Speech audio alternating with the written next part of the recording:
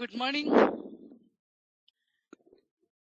ஸ்ரீ அன்னை பகவான் ஸ்ரீ அரவிந்தர் அப்பா தவத்திரு கர்மயோகி அவர்களின் பாதார விந்தங்களில் பணிந்து இன்றைய நாள் நிகழ்ச்சியை துவங்குகிறோம். இன்று சாவித்ரி சொற்பொழிவு நடைபெற இருக்கிறது. போன மாதம் சாவித்ரியின் இன்ட்ரோடக்ஷனை மிஸ்டர் கேரி சார் பேசினார். இன்று ஃபர்ஸ்ட் சாப்டர் சிம்பல் டான் அதை பற்றி பேச இருக்கிறார்கள். Now I am inviting Mr. Garry to deliver the speech. Good morning. I feel really lucky to be here and talking about Savitri.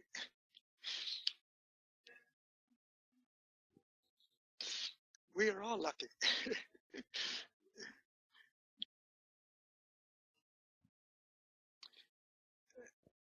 He calls Savitri the legend, or a legend and a symbol. We spoke about it a little more last time. A legend. What is a legend? A legend is a story, usually something popular, well-known, sometimes a myth. We're not quite sure whether it really happened or not. That's the idea of a legend. Vrindavan. Did Krishna really play with the gopis in Vrindavan? Sri Aurobindo says in Thoughts and Aphorisms, some say Krishna never lived. He's a myth. They mean on earth, that he never lived on earth. For if Vrindavan existed nowhere, the Bhagavat could not have been written. So whether he lived on earth, whether he played in Vrindavan with the gopis or not, in somewhere he existed, otherwise there could not have been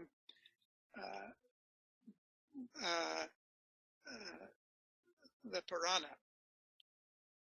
In another place he says, there are four great events in history: the siege of Troy, the life and crucifixion of Christ, the exile of Krishna in Vrindavan, and the colloquy with Arjuna on the field of Kurukshetra, when Krishna talks with Arjuna and delivers the Gita.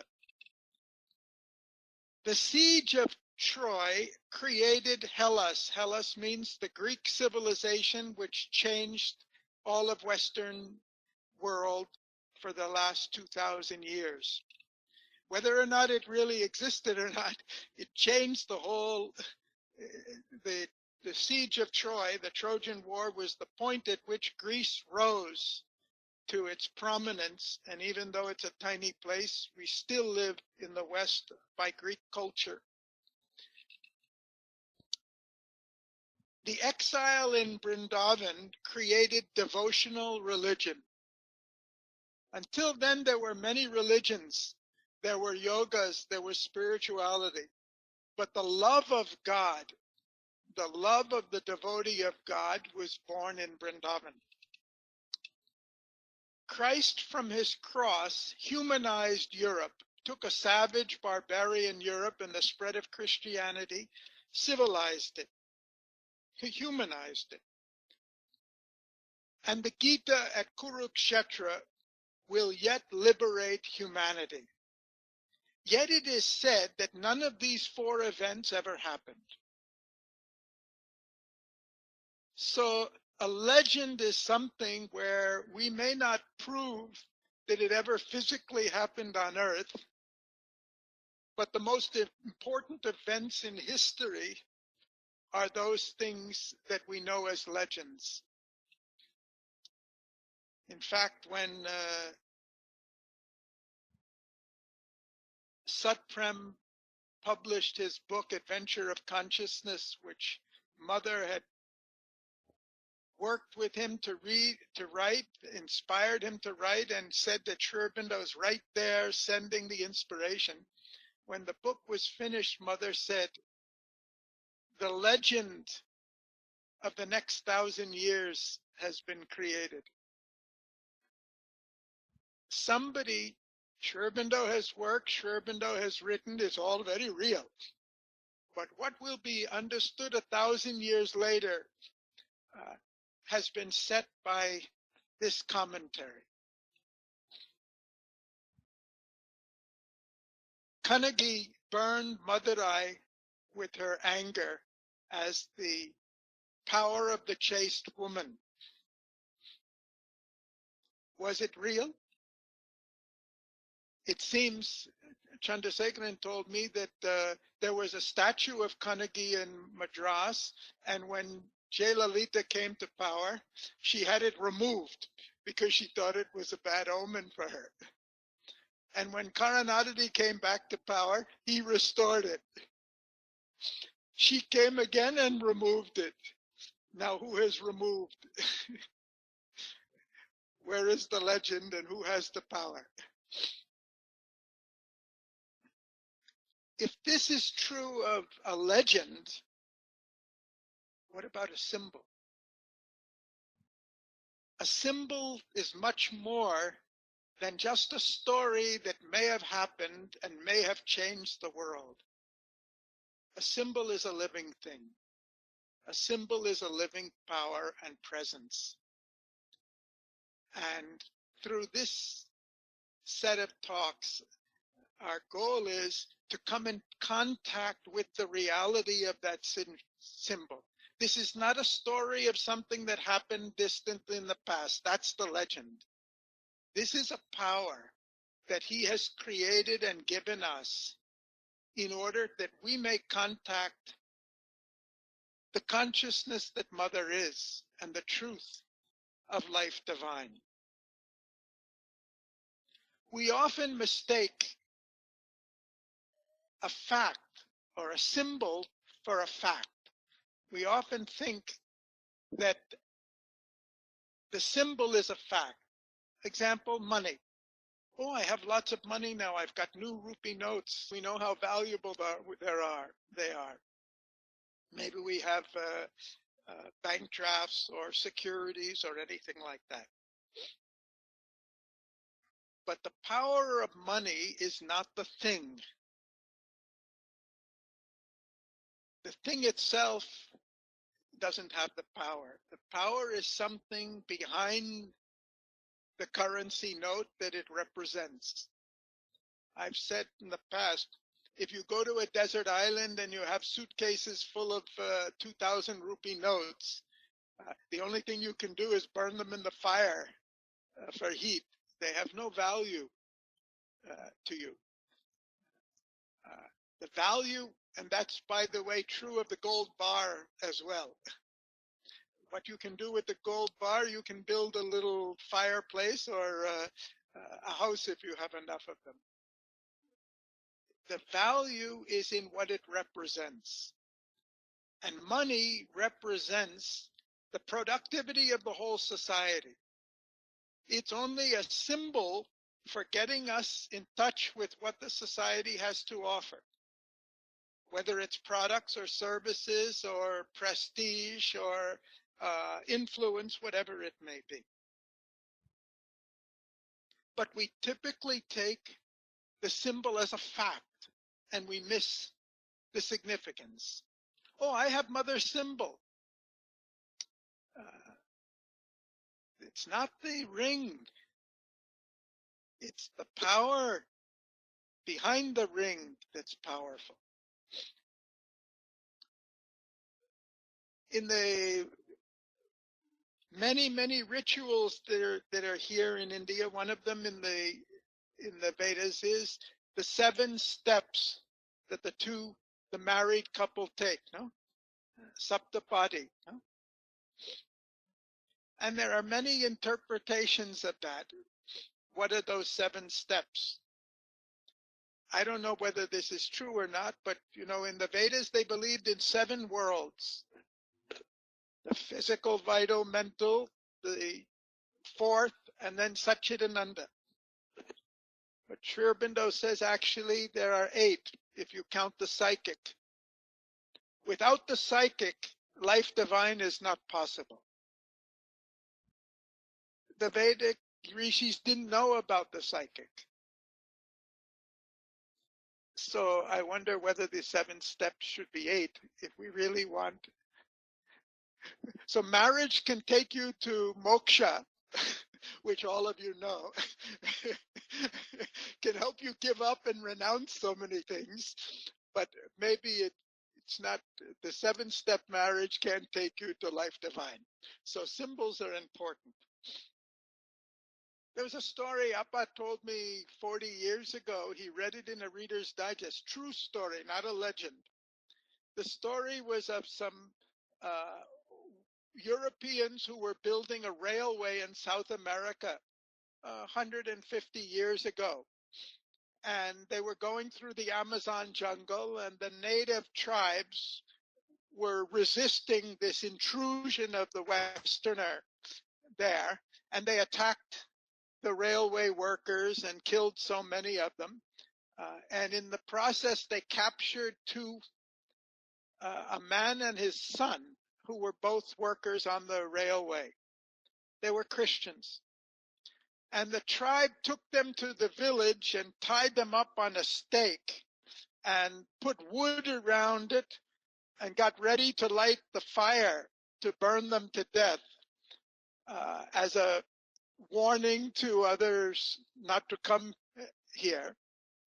And the chief of the tribe, he drew a cross on the ground, in the dirt on the ground, and he spit on it to insult it. And he told them with his hands, they couldn't speak, signal, you do that. You do that. Maybe I will spare your life if you spit on the symbol of the cross.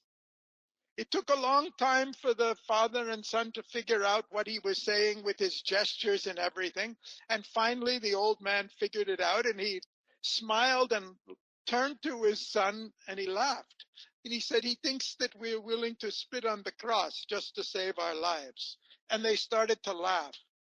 At that moment that they laughed, the army of the railway came, attacked the village, and saved their lives. So for them, the cross was not just something in the ground. It was real. It was more real than their lives, and it saved their lives. That's the power of the symbol. This is not a book. This is not a poem. This is not even just a tale. This is a power, and that's what we're after. It's not, oh, I have read Savitri, I have understood it, therefore I got something. Or even maybe somebody, 22,000 lines, maybe somebody could memorize it. You have such prodigious memory here in India. Somebody could say, I memorized it. That's not the story. The symbol of Savitri is the power behind the poem, and that's what we're looking for. Somebody gave Mother a small statue of Ganesh. This is many, many years ago. And she kept it there. She kind of liked it. It was cute, she said. And one day the statue came alive. And Ganesh started speaking to her. And maybe you know some of the stories of Ganesh promised to bring her so much of money. She was a little doubtful, but she said, okay, and you bring me, I need lots of money, you bring it. For a year or so, this was back in the 1940s, there was a flood of money coming into the ashram, and suddenly eventually it dried up. And Mother called Ganesh and said, what happened? You said you would give me so much of money. I need more. He said, my resources are limited. You want so much. You're talking about the whole world, because Ganesh is devoted. The devotees are in India. But Mother's work is not confined to India. Mother's confined is to the whole universe.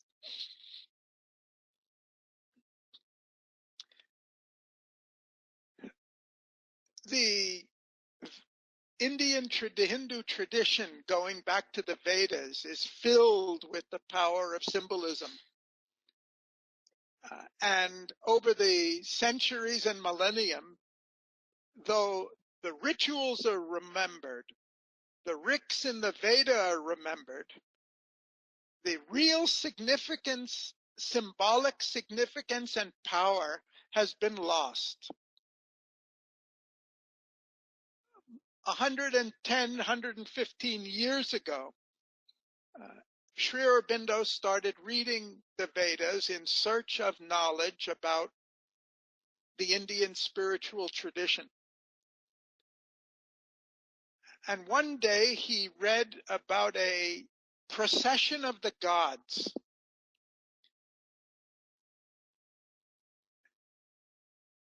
And this procession of the gods, which the Rishi is invoking to come down and descend into him, was exactly the experience Sri Aurobindo had had.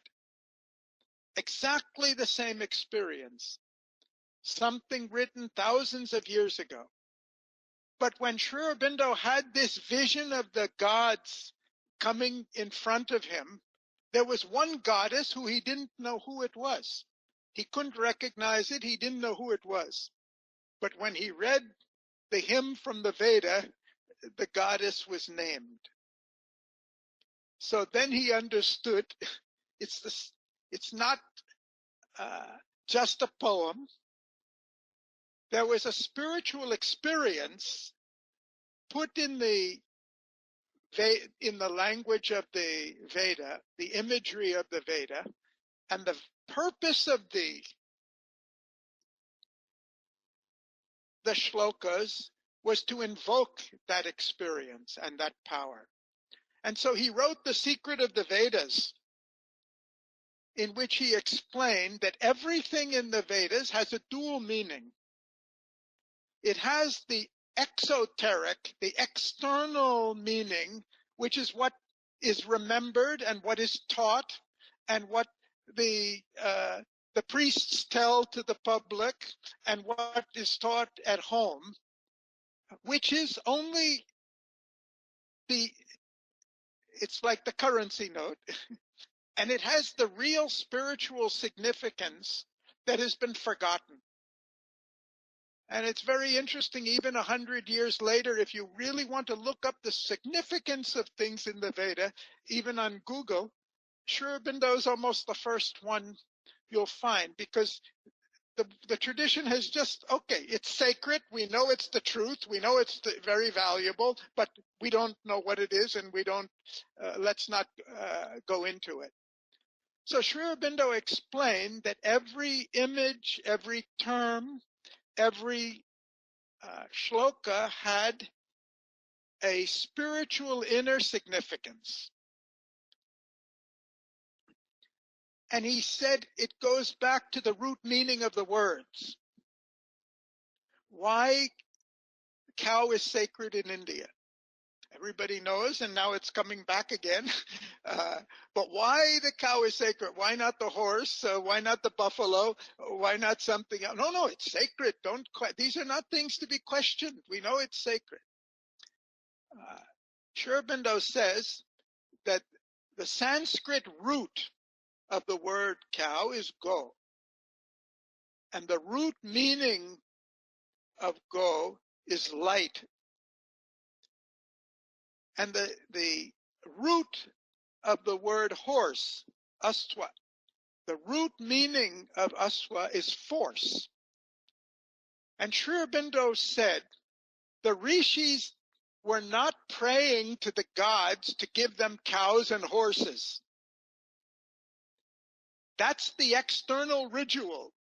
And that's what the Europeans, when they came here and studied it, and they took it very seriously, they studied for decades and figured out how the Sanskrit is, and they wrote books on it and said, this is a primitive religion that was worshiping cows and horses so that they could be rich and wealthy. And Sri Aurobindo says the rishis were not praying for cows and horses. They were invoking light, spiritual and spiritual power. And this is the symbolism, the exoteric imagery, and the real inner meaning. And the Soma wine, which is there in the Vedas, was not a form of physical intoxication like the toddy or anything like that. The soma wine is the bliss of immortality. The goddesses were not praying, please give me some liquor so that I can get intoxicated. The rishis were praying for the bliss of immortality, which is the real intoxication, and it never leaves you because you're carried away forever. And their aspiration was the world of Swar, the world of the sun. And he says the rishis knew about the existence of the supramental world, which was later forgotten in the tradition. You won't find Swar in the Upanishads or the Gita or anything like that. They knew. Whether they actually ever reached it or not, they knew it was there. So this is, let us not make the mistake of praying for cows and horses and toddy when we read Savitri. Let us know that there's something beyond that, and our goal is to get the power that that represents. Savitri opens with the night before the dawn. And it's very interesting because the poem closes with the night also. The last 4 lines of the poem, this is the morning of the day when Satyavan's going to die. And the end of the poem is the night of that day and the promise of what's to come, which we'll talk about. I'm interested to know the name of the goddess which has not been mentioned. We'll have to find it. He does mention it somewhere. I have a tendency to say that it's Mitra, but this is something I read more than 45 years ago, and I have not gone back to check it again. Maybe it's an adventure of consciousness. I will find out. But please don't take me at my word. But we should be able to find the story and the fact. I didn't go back. You talked about 8 planes, saying the 8th plane is the psychic plane. Yes, the Sri Aurobindo says instead of 7, he talks about 8. In the 28th chapter of Life Divine. But the interpretation of that as having anything to do with the 7 steps is my speculation. Don't quote Sri Aurobindo as saying that. That was only a speculation on my part, so I'm glad to make it clear. Yes. You were saying that the rishis were unaware of the psychic plane. How could this be possible? They are constantly talking about the Atma. Yes, exactly. They were definitely, no, the rishis are not talking about the Atma. That's the Upanishads, not the Vedic rishis. There's no, I mean, I can be corrected by somebody who is much more knowledgeable than me, but as far as I know, when I read the Rig Veda, that Sri Aurobindo, the word Brahman and Atma never come, or moksha are not there at all. Later, that comes, my understanding is that comes in the Upanishads, but I'm not a Vedic scholar. I'm only going by what I read in Sri Aurobindo. I'm pretty sure that Atma doesn't come in the Vedas. But anyway, go ahead. Huh? This is news to me that the Vedas don't mention Atma.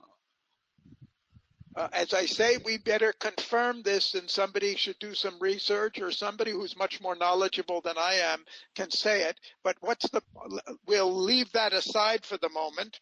But the point, there is an important point behind that. Whether or not the Vedas talk about Atma or not, the important point is the rishis were not looking for moksha. The rishis were not looking to be liberated from the earth. They were looking for the descent of the gods. The Vedic sacrifice is an invocation to the gods to descend into the human being, to bring the plenitude of the higher planes and powers and knowledge. And that's what the rishis were invoking. And the sacrificial fire, the fire of the sacrifice, Agni, Sri Aurobindo says very clearly, is the flame of aspiration.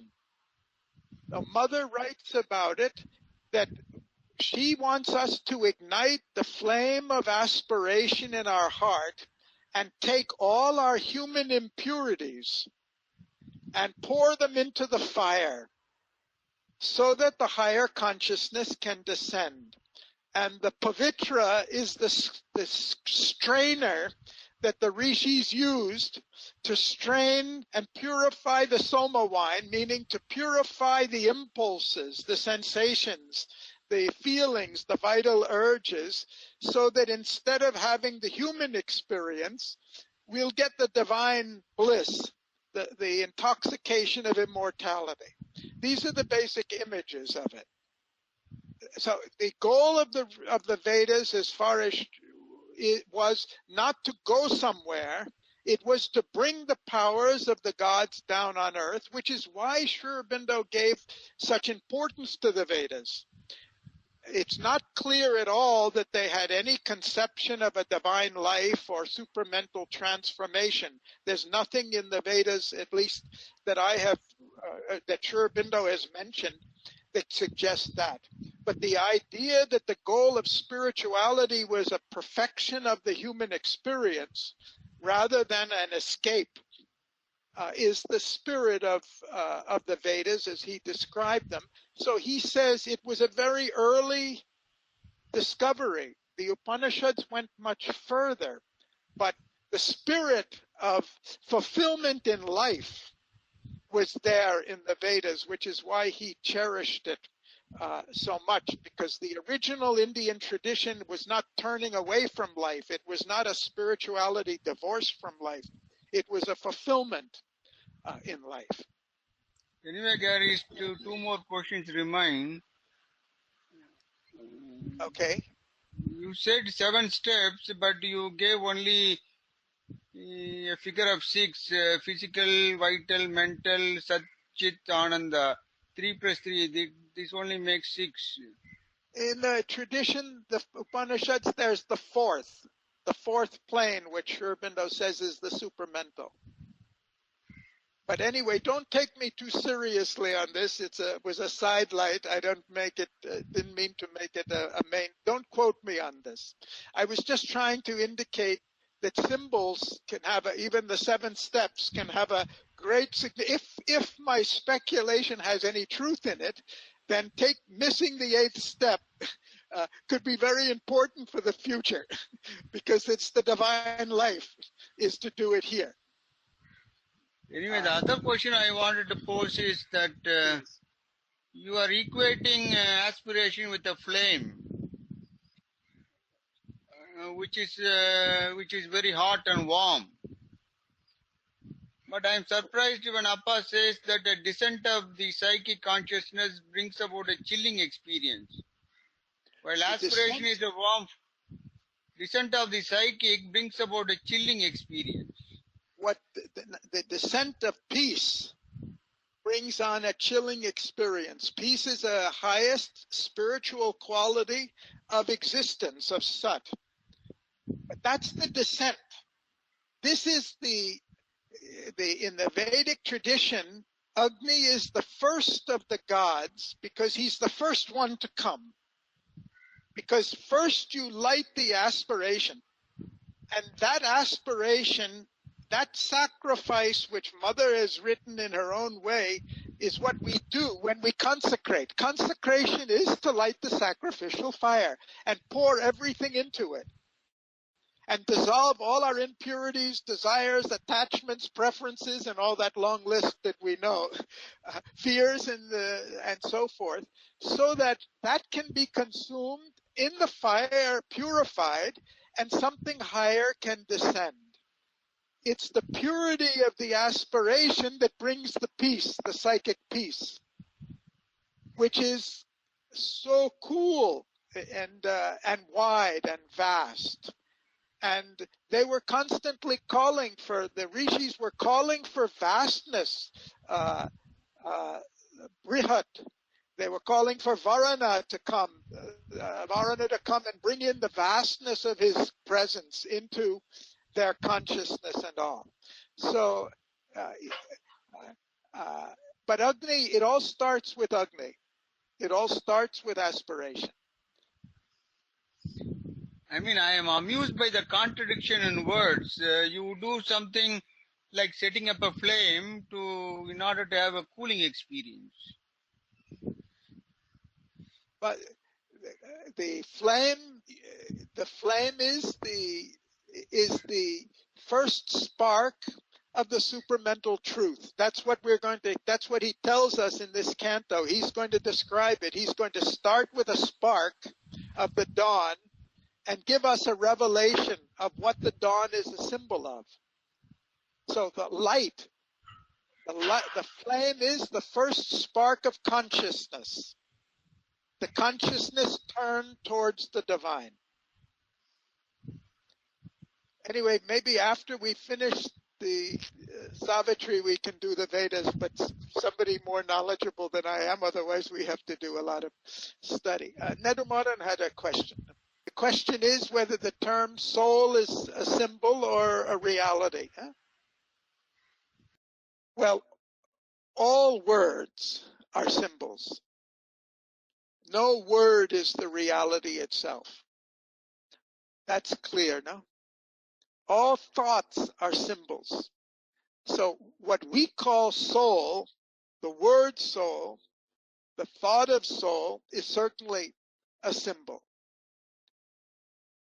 The soul is real, but the soul is also a symbol. The soul is a symbol of all that's behind it, which is the infinity of the divine consciousness. The soul is a representative of that. So when we say this is the policeman comes, he's a representative of the government or of the law and order of the whole police force and all, but he's also a policeman. The soul is real. By saying a symbol, we don't mean it's not real. We mean the power, the significance is more than what you see on the surface. So even when you reach the soul, and it's very real, and so real to you, you feel you have the ultimate realization, it's also a symbol for something much more behind. Does that answer the question? Good question. So Savitri starts in the night, and the night is a symbol, and he's going to tell us about it. The night in the Vedas is the sister of the dawn. They're complementary to each other. They rotate between each other. Mother says that the first line of the poem is, it was the hour before the gods awake. So it's the night. But Mother says, this is the night before the evolution of consciousness on earth. She has told a story, I'm sure many of you know the story or have read it. It was a story told by Tehan, in which he's trying to explain how ignorance was created in a world created by the divine. And he says, the first act of creation was the divine setting forth 4 powers. The power of light or knowledge, bliss, truth, and life. 4 great powers. And when they got sent forth to create a universe, they separated themselves from the origin.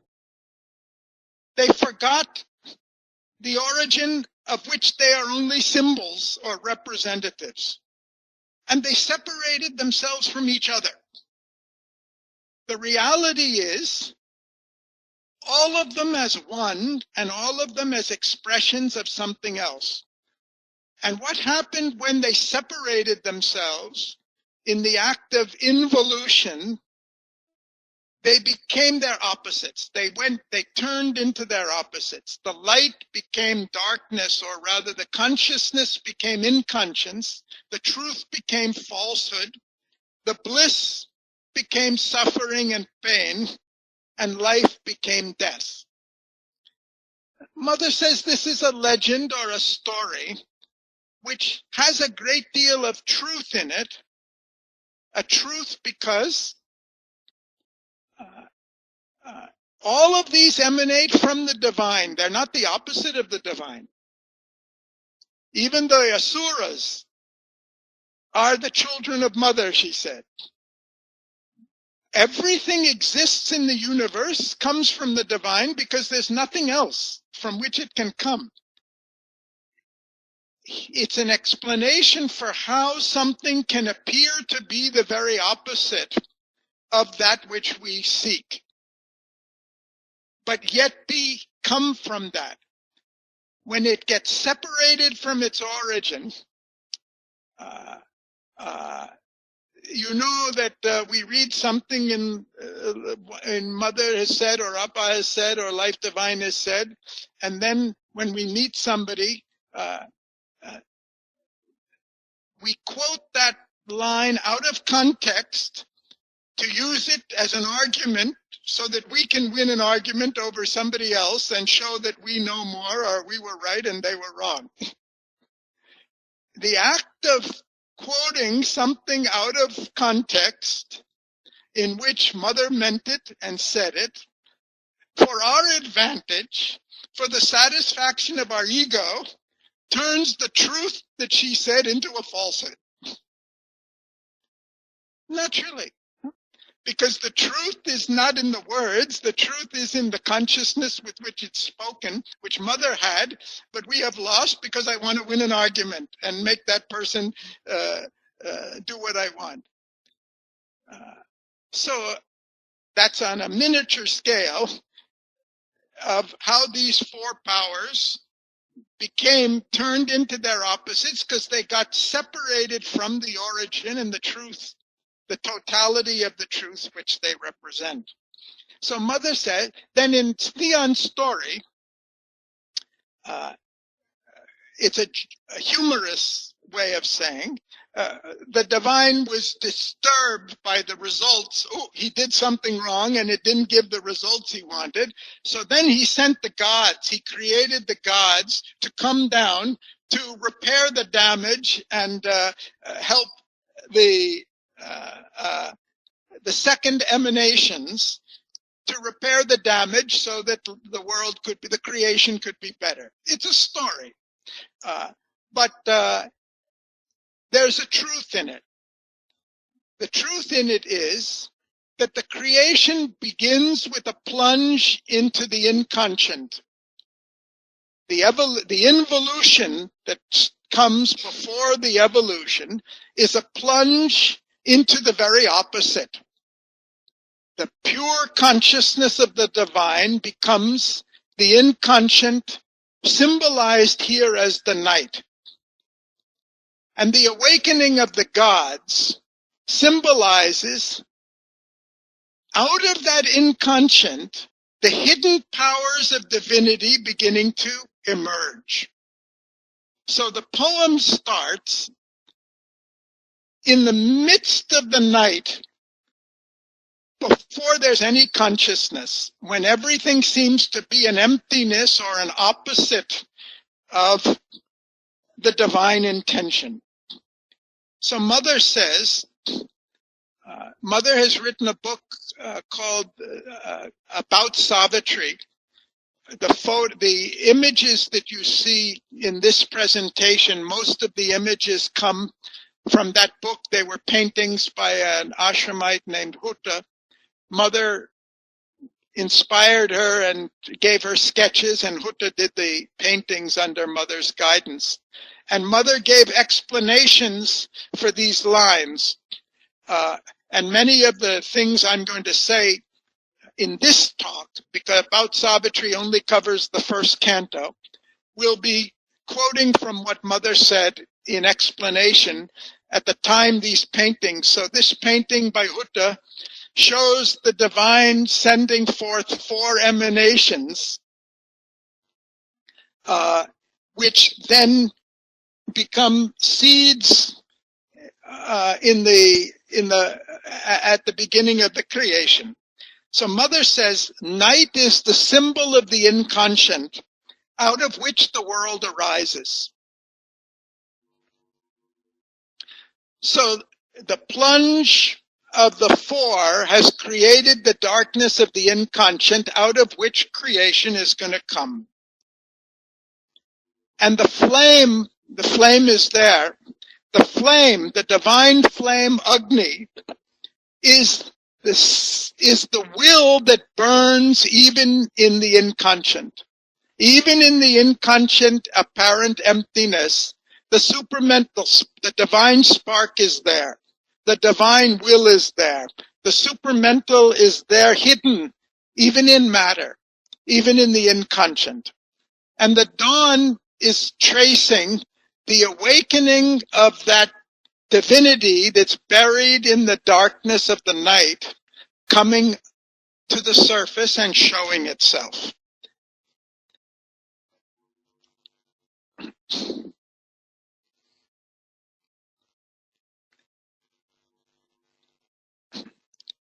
Have you ever you know the saying that the night is darkest before the dawn? When things get really bad, no? It can't get worse than this. Well, that means it's going to get better.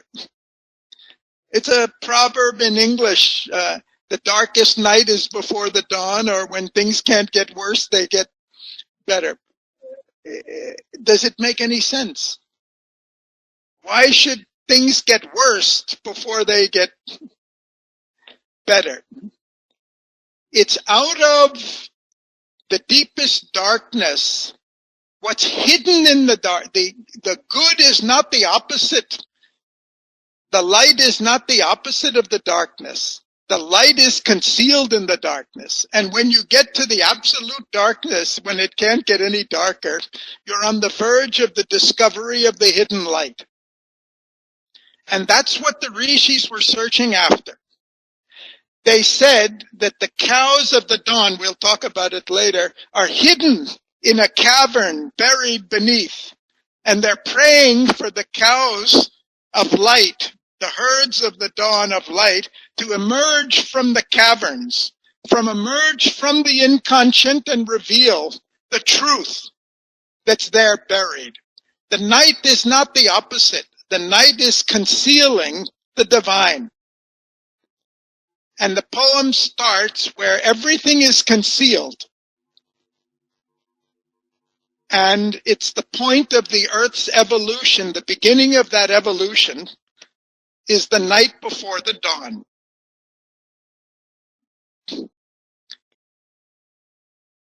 So he says, across the path of I hope you can read it, hope it's big enough. Across the path of the divine event, the huge foreboding mind of night, alone in her unlit temple of eternity, lay stretched immobile upon silence's margin, the abysm of the unbodied infinite. A fathomless zero occupied the world. I'm sure many of you or most of you are familiar with the words. What's he talking about here? The story starts with night. The divine event is creation. The divine event is dawn, the coming of the dawn. But the real divine event is, out of the inconscient, the whole creation is going to come, as it has come so far. And he describes this night. It's interesting, he calls it mind of night. If it's really a nothingness, it won't be a mind. When you say it's the mind of night, it means something is there that got a mind, that thinks or is aware. And that's true. Even what we think of as an absolute emptiness, a zero, a silence, is really a mind that is sleeping and not showing its consciousness. So this is the imagery he uses. He calls it an unbodied infinite. The mind, we think of the night or the void as a complete emptiness, the zero. He says a fathomless zero. There is no zero. There is no things. The zero doesn't exist. There is no such thing as a void. There is no such thing as an emptiness, because everything is Brahman. There is only that in which we don't see it. We can't see the form of it. This is one of Sri Aurobindo's most fundamental messages. There is no opposite to the divine. There is the divine manifest and the divine concealed. When the divine is concealed, in the darkness of the night, we say it's a hopeless case. The whole divinity is there. The whole potential, infinite potential is there. Out of the nothingness of the void, the whole creation has come, because the void is really concealing all the powers of creation. It's all there inside. It's not something opposite. So he starts with the most fundamental statement of the reality of the universe and existence. There is only the divine, but we're starting in a night where there seems to be nothing. There seems to be only a zero. And the creation and the dawn and all that comes out of it is a revelation of what's concealed. That's why the greatest difficulties are the greatest opportunities. Because difficulty is not the opposite of opportunity. Difficulty is a situation in which the opportunity is concealed. If you discover the opportunity, you'll see the greatest difficulty is the greatest opportunity.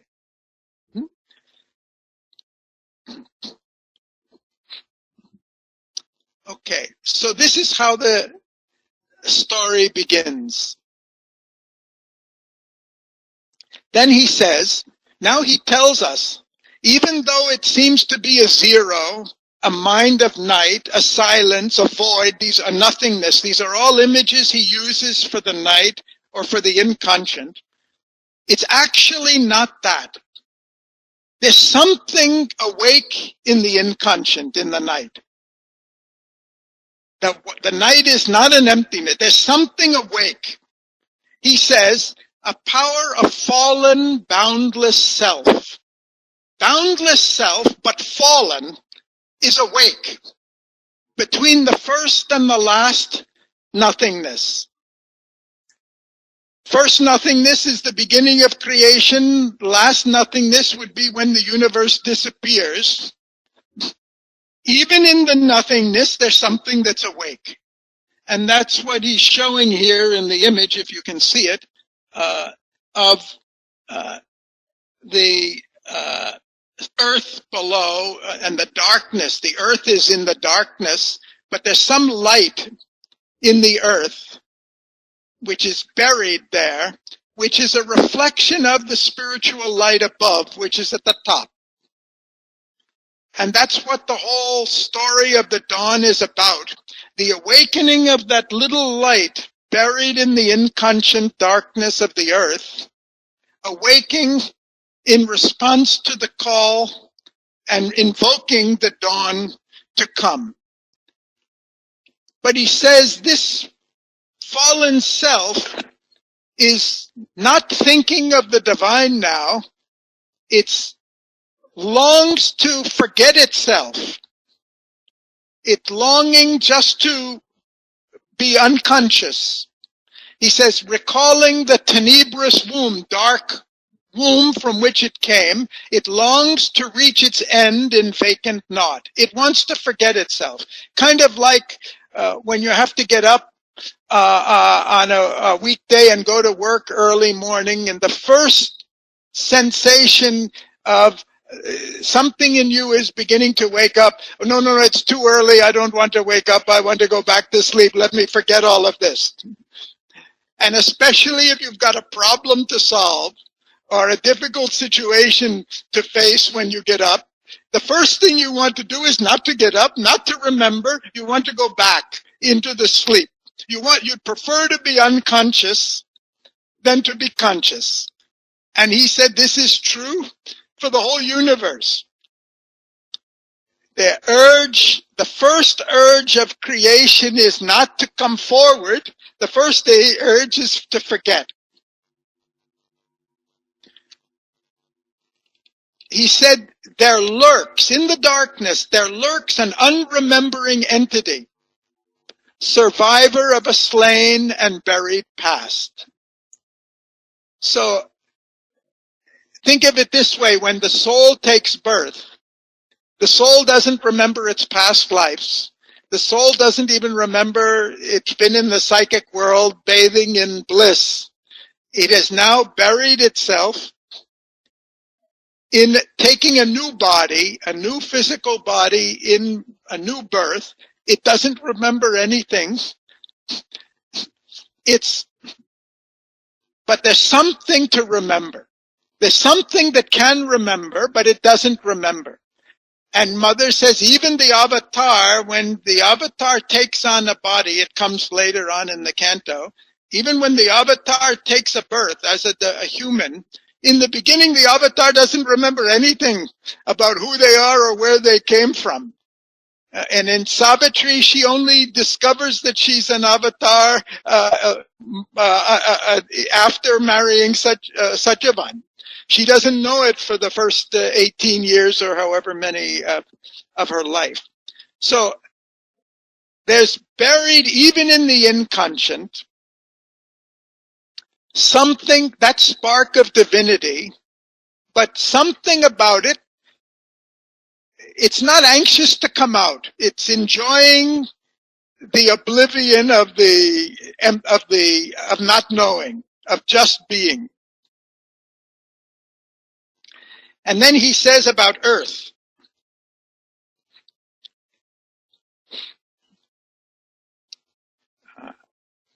Then he says about, and this something, by the way, I should have said it, this is Agni. This is the spirit in matter. This is the divine aspiration in the inconscient, but not coming out yet, not showing itself yet. So here he says, earth wheeled abandoned in the hollow gulfs, forgetful of her spirit and her fate.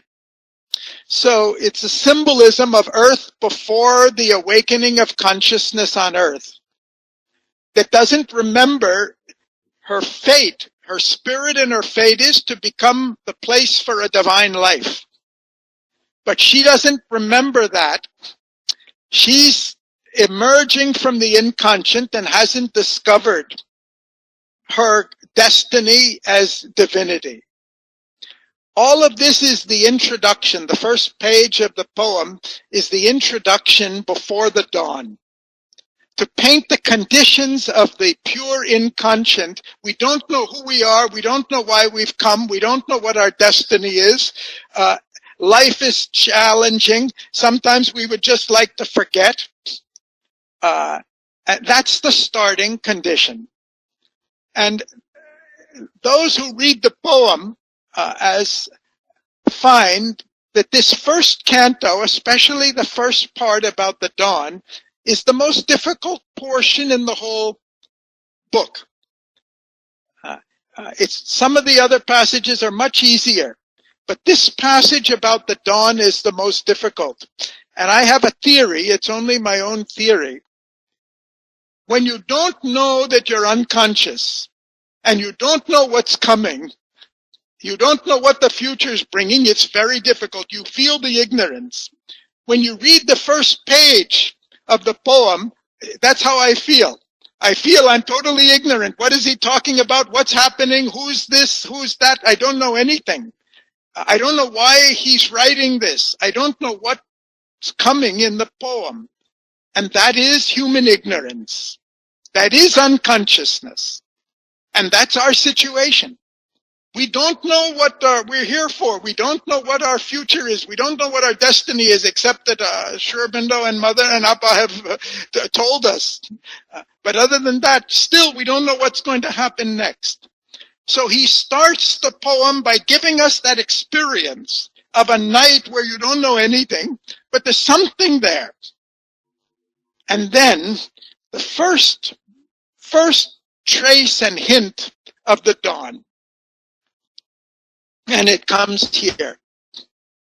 Then something in the inscrutable darkness stirred. Something stirred in the dark, in the night. A nameless movement. We can't even say what it is. An unthought idea. We can't even say it's an idea. Something that wished but knew not how to be. Teased the inconscient to wake ignorance. This is aspiration. This is Agni. This is the fire of Agni that the rishis were trying to light in themselves, and they prayed for aspiration to rise inside, something that wishes but knows not what to be. Doesn't know where it's going, doesn't know what's to come. So the whole of spiritual progress and awakening of consciousness starts with aspiration. And the dawn that comes is the response of the divine to the aspiration awaking in the inconscient. So in the Vedas, the rishis light the fire of their aspiration in order to invoke the dawn and all the gods to come. And in our yoga, through consecration, through devotion, through surrender, we try to light the fire, not of desire, not of self-importance and ego, but the psychic fire of aspiration, so that something higher will come down into us. So the dawn represents the awakening of aspiration here in this story of the earth. This is not an individual, this is the earth's aspiration to emerge out of inconscience, that fallen self, sleeping inside, wanting to wake up, but doesn't know what it wants, doesn't know what it's seeking, doesn't know, have a thought, doesn't know what it is or should be. But something is trying to wake itself up. That's our aspiration is we're trying to wake ourselves up. Something in us, our soul is trying to wake ourselves up.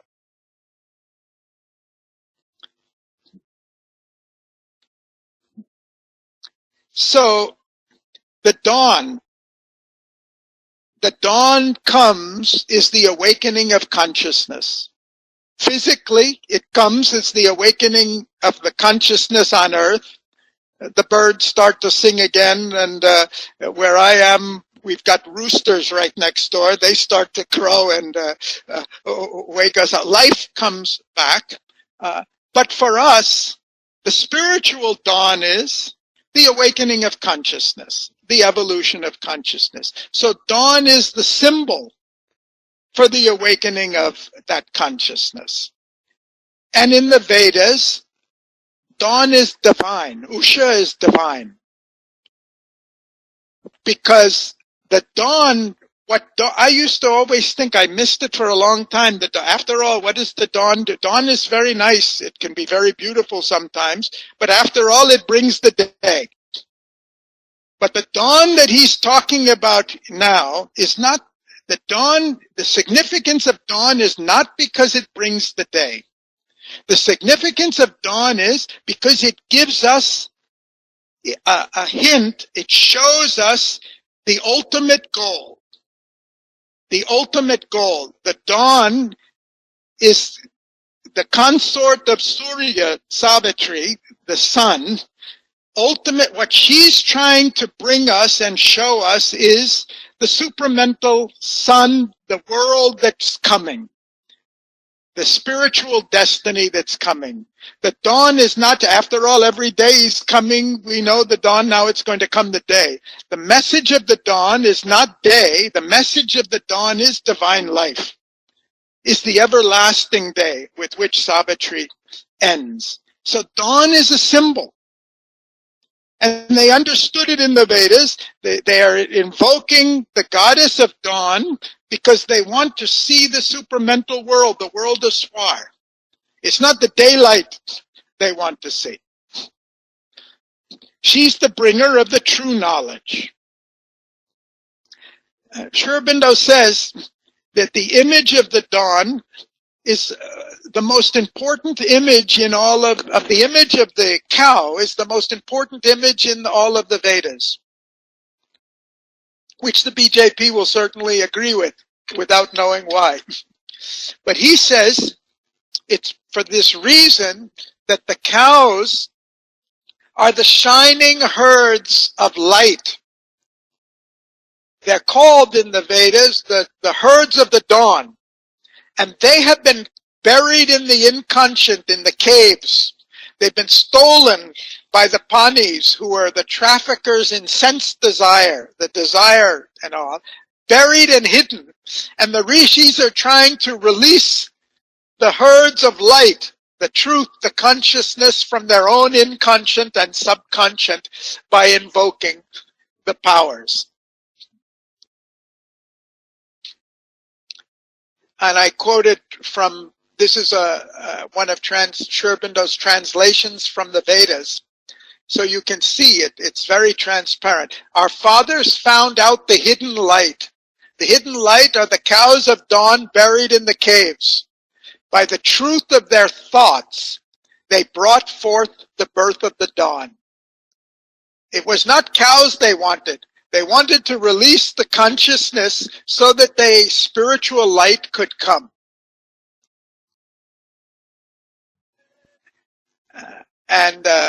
This is another from the Vedas. We have crossed through to the other shore of this darkness. The other shore of the darkness, the night is the beginning, now the end of the night is the other shore, when it becomes the dawn. Dawn is breaking forth. And she creates and forms the births of knowledge. That's what they wanted. This is one of my favorite lines from the Vedas. Dawn divine, shine out immortal in thy car of happy light, sending forth the pleasant voices of the truth. What they wanted was light, knowledge, truth. And you'll see in the second part of the canto, when Satyavan meets Savitri for the first time, when she sees him and her soul recognizes him, he asks her, get down from your car of light. Savitri is the dawn. Savitri is coming to signal the dawn for Earth, for humanity. The dawn that we see is a symbol. Savitri is that symbol of the coming of the divine light to awaken humanity to our divinity. And that comes to us every day as the dawn, as a symbol of what our destiny is, of what we should really be seeking. And Mother says this poem is not the story of a person. She says Savitri is the first avatar. But this is a story that's repeated over and over again for thousands of years. It's not one avatar who's come. Avatars have been coming and will continue to come. And Mother and Sri Aurobindo say they have been here on earth from the very beginning, coming down over and over again in so many forms, each time bringing something of the light of the highest spiritual consciousness to awaken that fallen self that's asleep in the inconscient and bring it up. So Savitri as a poem, and dawn, which happens every day, over and over and over and over again. Oh, I've seen so many dawns, there's nothing more to see. Every dawn brings with it an opportunity to growth in consciousness, to get a higher glimpse of the spiritual truth which is our destiny. So what he's describing here is aspiration awakening and the divine responding. You remember from Sri Aurobindo's The Mother, he says only two powers alone can affect the great and difficult thing that is our endeavor. An aspiration, a faith that calls from below, and the divine grace descending from above that answers. And this is the symbol dawn. And as we go through, you'll see there's a constant call, there's an awakening, there's a response. And the dawn is the descending grace coming to awaken the aspiration, which is what Mother has come for, and Savitri symbolizes that. And the dawn reminds us that every day and everything that happens to us is a call. Everything that happens to us is an attempt to awaken something buried in us so that we can catch a glimpse of the greater dawn. So it really is a symbol. It's a symbol of the whole evolution of the universe. It's a symbol that contains everything in it. There's nothing that isn't here in this poem. So Sri Aurobindo says dawn is the first condition of the Vedic realization. We could say of any realization. The first condition is we must evoke that first response of the descent by our aspiration. That's where everything starts. Aspiration and the response of Mother. And if we have come to Mother and known Mother and already been blessed by her, that's the initial condition. But there are so many dawns. There's so many dawns we should have before we get and really see the ultimate thing that she's trying to give us, that they're trying to bring us. That's what's symbolized here.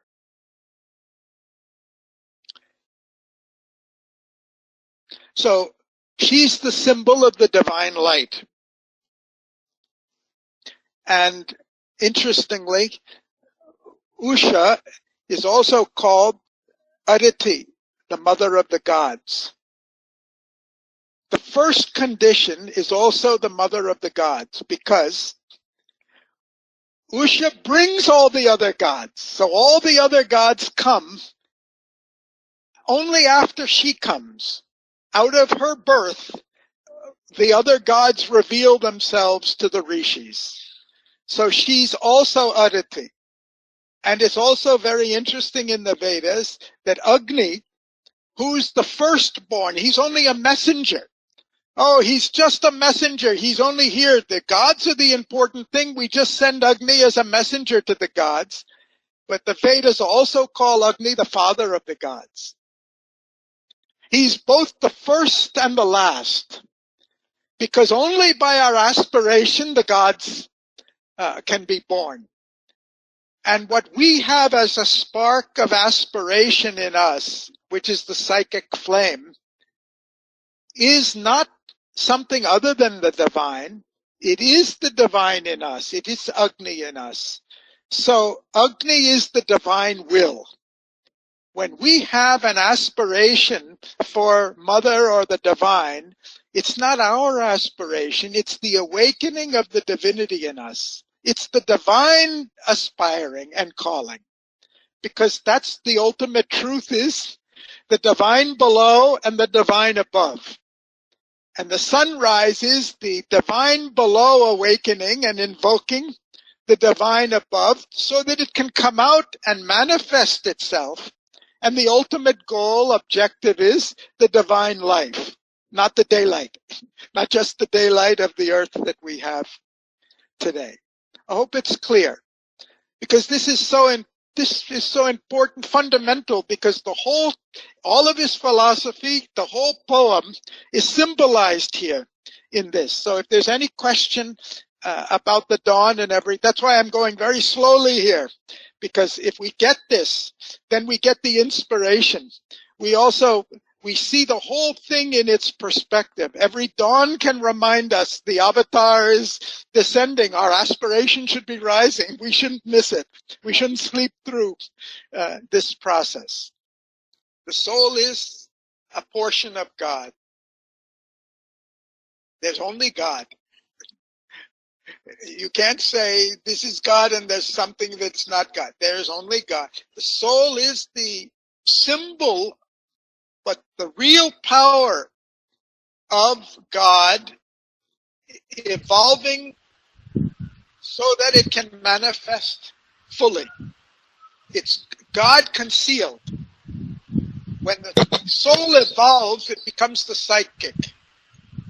And when the psychic fully evolves, it becomes the supramental being, which is the Ishvara. The soul is unevolving, but the soul is the seed from which the psychic is born as the evolving soul in manifestation. The psychic is the evolving soul. The soul manifesting itself. And the destiny of this tiny little spark, which comes as a little light in the darkness there, the destiny when it becomes from the psychic spark to the psychic entity to the psychic being, and then becomes through the psychic transformation when we realize the psychic and the psychic radiates out in our being, and then we go through from the psychic transformation to the spiritual transformation to the supramental transformation, and the supramental descends into our whole being, down to the material, awakens the light of the cows in the darkness of the inconscient. We become the supramental being. The individual becomes the Ishvara. The individual becomes the divine. The creation is not one divine. The creation is everything being divine, and the human evolving and the psychic evolving are the points of that revelation and manifestation. Okay? Highest philosophy in poem and in imagery of a poem, which we can understand more than the philosophy. So, what does the dawn bring? I don't understand what they mean by saying that they have been here on earth from the dawn of time. Do they mean to say that they have come here taking human form? I mean, man has been around only for the last 2 million years or so.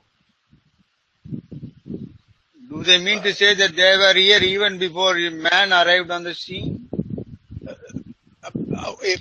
First of all, they have never explained what they mean, so it would be presumptuous of me to tell you what they mean.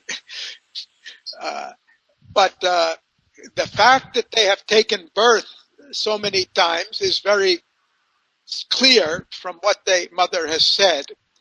Whether they have been here before the human in other form, in the subtle plane and not the physical plane, that's speculation that I don't know. But I'll tell you, I recently read in Mother, very recently, she says for the last few thousand years, I have been fighting a particular idea, which I'll explain later. Mother remembers that for a few thousand years, she has been fighting a particular idea. The idea is, Mother says, according to Sri Aurobindo, Theon's story is not true. The story of the four becoming the opposites has a truth in it, but it's not really the truth of creation. The truth of creation is the divine is there all the time, and the divine will is behind everything, even behind the asuras. There is nothing that is not a reflection of the divine will in its wider mission. And Mother says, for thousands of years, I'm quoting her from memory, for thousands of years, this idea that everything is divine, she has been fighting because she wants to get rid of darkness and suffering and pain and all. She doesn't want it to exist. Her mission is to abolish it. And when she came to Sri Aurobindo, she knew the story of Theon. When she reads Sri Aurobindo in Savitri and reads him saying this, she said it was very difficult for her to accept. Now, that's as an idea. The experience she has, which she's described in Agenda. After we finish Savitri, I hope we can go on to Agenda. That may be sometime years from now. There in Agenda, she discovers the truth of what Sri Aurobindo says. That all really is the divine, and her experiences validate that. That behind everything is the divine. But my purpose for quoting it now was, when I read the line, I was very interested. Mother remembers what she's been thinking for the last few thousand years. I can't answer more precisely, Ashok, because unless Mother has, unless we find direct quotes. And you are intriguing me even more by saying that she has been resisting the idea that everything is the divine, which she has been saying all along. It's a great truth. And yes, it's an intriguing and, yes, appears to be contradictory. How can, this is very interesting point. It appears to be a direct contradiction. How can the Divine Mother say that she's been fighting something which is the truth? This is the secret of creation. The secret of creation is that there's a truth in both sides. There's another way to say this. Mother has said this. I can't quote, but Mother has said, somewhere Mother or Sri Aurobindo has said that it's always the best that happens at every moment. Well, when it's the best that happens at every moment, when I take something that's yours, it's the best that could happen at any moment, I'm happy to say. And there's so many rationales the ego can use for this. But there's a second part to that statement. But it doesn't mean it couldn't be better. The best that happens at any moment is under the conditions of the moment. The best that happens at every moment, it's what he calls tadastu. Sri Aurobindo does it in Life Divine. He uses the term. There's a divine will in nature. Nature is divine. Nature is a creation of the divine, and nature is gradually evolving over thousands of years. But you'll see in the poem, nature doesn't care about the suffering. Nature doesn't care how long it takes. Nature doesn't even mind if the avatar is tortured. It's there in this first canto. We'll come to it. How do you reconcile this? Nature is the divine, but nature is torturing the avatar. And the avatar comes to change nature and make it go more quickly. The whole creation is the interaction between apparent opposites. So to say that all is divine is a great truth. To say that nothing we have is divine, and the divine has yet to come and show itself, is equally a truth. And the divine is working from both sides. It's the interaction between the two. The soul below is the divine aspiring. The grace above is the divine coming. There's only the divine. However we want to divide reality, this is a story with only one player, one character. He can play so many roles, but there's only one character in this story, which is the divine.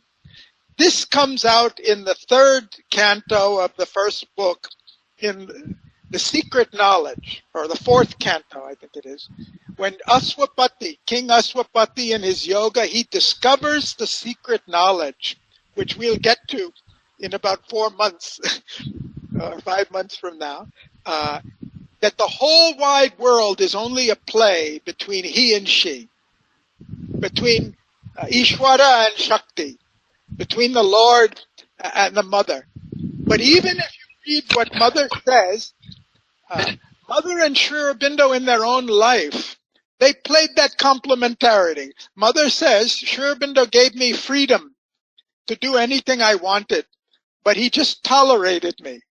It's her words. And sometimes he stopped.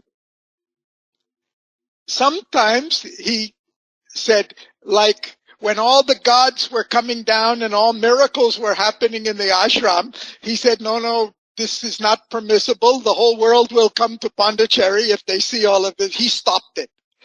Mother was creating all of this miracles, and he didn't consult her. He said, no, this is not for now, later. He just stopped it. So this is the irony. The truth we're looking for is not a simplistic truth. It's a truth that will help us understand that even when our spouse gives us ultimate problems and disagrees and is always wrong, there's a truth on the other side, and that's helping us in our evolution. So this is a world in which truth manifests through opposites. It's never that we alone have the truth, unfortunately. Unfortunately, the truth is that there's always a truth on the other side. And if we really want the truth, we have to discover that. So this is the irony and paradox of the world, which is why the philosophers haven't figured it out a long time ago. And that's why the story is so great. And that's going to be ultimately shown even about death. Death, that humanity makes any progress. Because we have a sense of limited time in which we should accomplish things. If we had no pressure of time, we would postpone and we'd be procrastinating for millions of years. So the divine created death to help awaken the aspiration for our progress is really the story of Savitri. It's not just a way of speaking. So all of the things that for us are opposites get reconciled here. It's the highest knowledge which can't be expressed in philosophy, so he expresses it in poetry. Okay, so the dawn is not just bringing day. The dawn is a messenger, and you'll see he's going to tell us that, of what it's a messenger of. We're going to see that. The dawn is a symbol. Remember, the dawn is coming every day. So that's why we kind of take it for granted. But we miss the symbol every day. That's why it keeps coming again. If we really got the message, if we really understood what the dawn is trying to tell us and fully responded to it, it won't have to repeat itself. We can have the whole realization today. And by the way, our birthday is a dawn. Every birthday is a rebirth of the soul. Mother says the birthday in each year, the soul can make a progress of a whole lifetime. But we keep having the birthday and celebrating and looking for the gifts and the cake and missing the whole point. So it keeps coming again. The new year. I have a quote somewhere, maybe it's the end, where Mother says on January 1st, 1969 was the day she said was the descent of the Superman consciousness. She didn't tell that to everybody. On that day, she kept saying to everybody, Happy New Year. Happy New Year. Oh, Mother's wishing us Happy New Year. Mother said it wasn't a new year at all. She was announcing the descent for the first time. 1956 was the descent of the supramental consciousness. On New Year's Day, 1969, was the descent of the Superman consciousness. It was taking a form, almost a human form, of bliss, beneficence, harmony, so concrete. She says, it's here. It's right here. It's not there. It's not outside. It's right here. Happy New Year. She really was trying to say, this is a time for celebration. This, open your eyes, open your hearts, open your being and your psychic and see what has come on earth. This really is a Happy New Year. So that's the dawn. In the story, in the poem as a legend, this is a legend and a symbol. In Savitri as a legend, this is a particular day that's dawning. And we know it. This is kind of tell us in a few pages. This is the day when Satyavan must die. So it's the dawn of a particular day in which, and we'll learn that Savitri's awaking on that day. She's very reluctant to wake up because she's going to wake up and meet the fate of losing her beloved on that day. So she's not anxious to wake up. She wants to sleep. She wants to forget. She wants to postpone it as long as possible, like an examination day for the young, the people, and wish it never comes.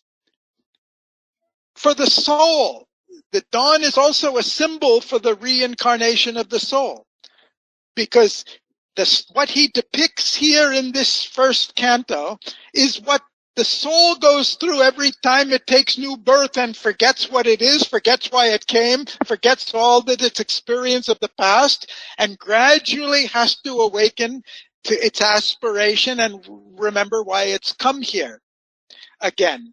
So the dawn is the symbol for our rebirth. It's also the symbol for the whole evolution of creation in the universe, for the whole process, which is starting with the awakening of the consciousness out of the inconscience and emerging back. So as we read the poem at each step, not just in the first canto, we have to discover the meaning behind the symbol, the meaning behind the images, and remember that it's not Savitri, the person. She's an avatar. She is the Divine Mother, but Mother says she is all the avatars that have come and will come in future. This is the first avatar of the process, showing us how the divine responds to the aspiration to bring a progress for the ultimate divine life on earth. So we have to learn to think symbolically. And the fact that the dawn keeps coming back, the avatar keeps coming back, the soul keeps coming back for rebirth. The same process is happening. Appa keeps writing to us the same thing over and over again and calls it a different article. It's another dawn. It's an attempt to deliver the message again. Sometimes when I go back and read the articles of 40 years ago, I realize how many dawns I have missed. I still miss the first one. And of course, the dawn is the promise, not of daylight, it's the ultimate promise. And we will understand that ultimate promise by the end of the story, because as the first avatar in this story, Mother chooses by saving Satyavan. This is not the story of a woman saving her husband from death. This is the story of the divine saving the soul from darkness and liberating the soul to have divine life on earth in the body. She's offered, you can be up there with Satyavan in eternal bliss for the rest of time. She says, no, we choose to be down on earth. And the role of Satyavan in the story, the only thing Satyavan does in the whole story, the only contribution of Satyavan as the soul, he loves Savitri. And he wants to be with her. He wants her. And Satyavan is not a man choosing to love a woman. He is the response of the human soul to the divine. He has seen an embodiment of the divine. He doesn't care about anything else. He wants her on earth in the body. And that's their pact. The divine wanting to manifest, the soul wanting it here, not moksha. This is not a story about individual liberation or escape or anything like that. This is a story about divine life on earth. They are the symbols of that. Okay, so Mother says that the goddess of dawn is Savitri. The coming of dawn, Savitri coming not once in the story, this recurring coming, the descent of the first avatar. So that makes Savitri herself a symbol of the perpetual descent of grace, which is constantly coming as avatars that ultimately have brought Sri Aurobindo and Mother. No? And then we know their work is not over yet. No? Okay, so now let's get to the dawn. This is one more from the Veda.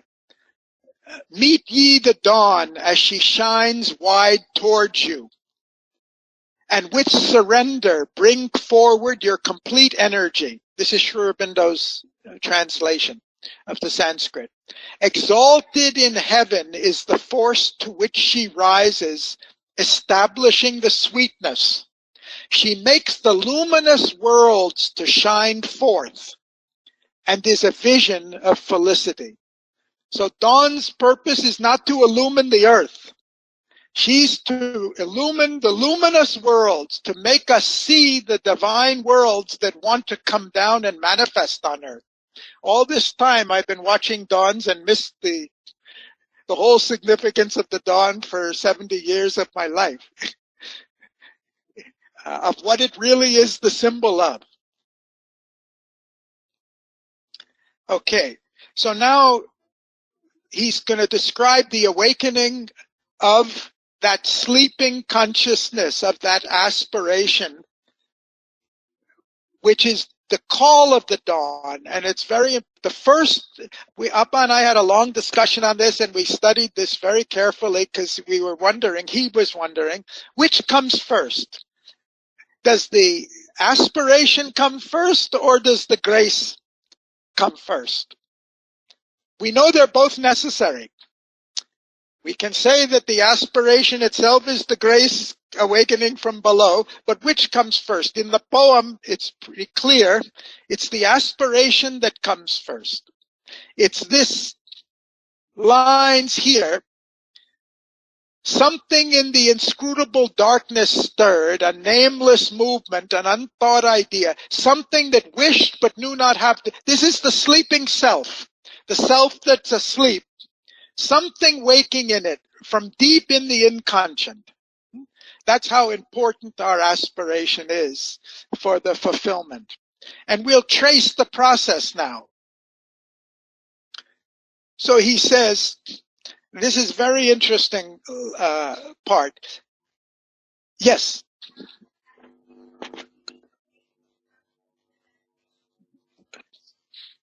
The question for those who didn't hear it is, to have this aspiration, we need the grace also. It's a circular argument. You know, there's a famous line in Synthesis where he says, he who has chosen the infinite has been chosen by the infinite. So it's your point. The Vedas have answered it this way.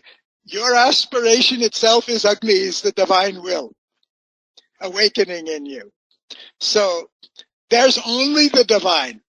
The divine has decided to manifest itself. It takes one part of itself up above as grace, and the other part it puts as the seed of aspiration buried in the inconscient. The superconscient and the inconscient are working towards each other to become conscious. So you can have it any way you want it. So here he says, I'll read it and then explain. A throe is a word for intense pain. poetic term for so I'm going to say an intense pain came and left a quivering trace that gave room for an old tired want unfilled. So it's very interesting and important. Sri Aurobindo says, even in Life Divine, the first awakening of consciousness comes as pain. Even in childbirth, you must know much better. No, the child starts crying. No, the first awakening, the first of birth, is pain. Pain is an intensity that's too much for us to bear.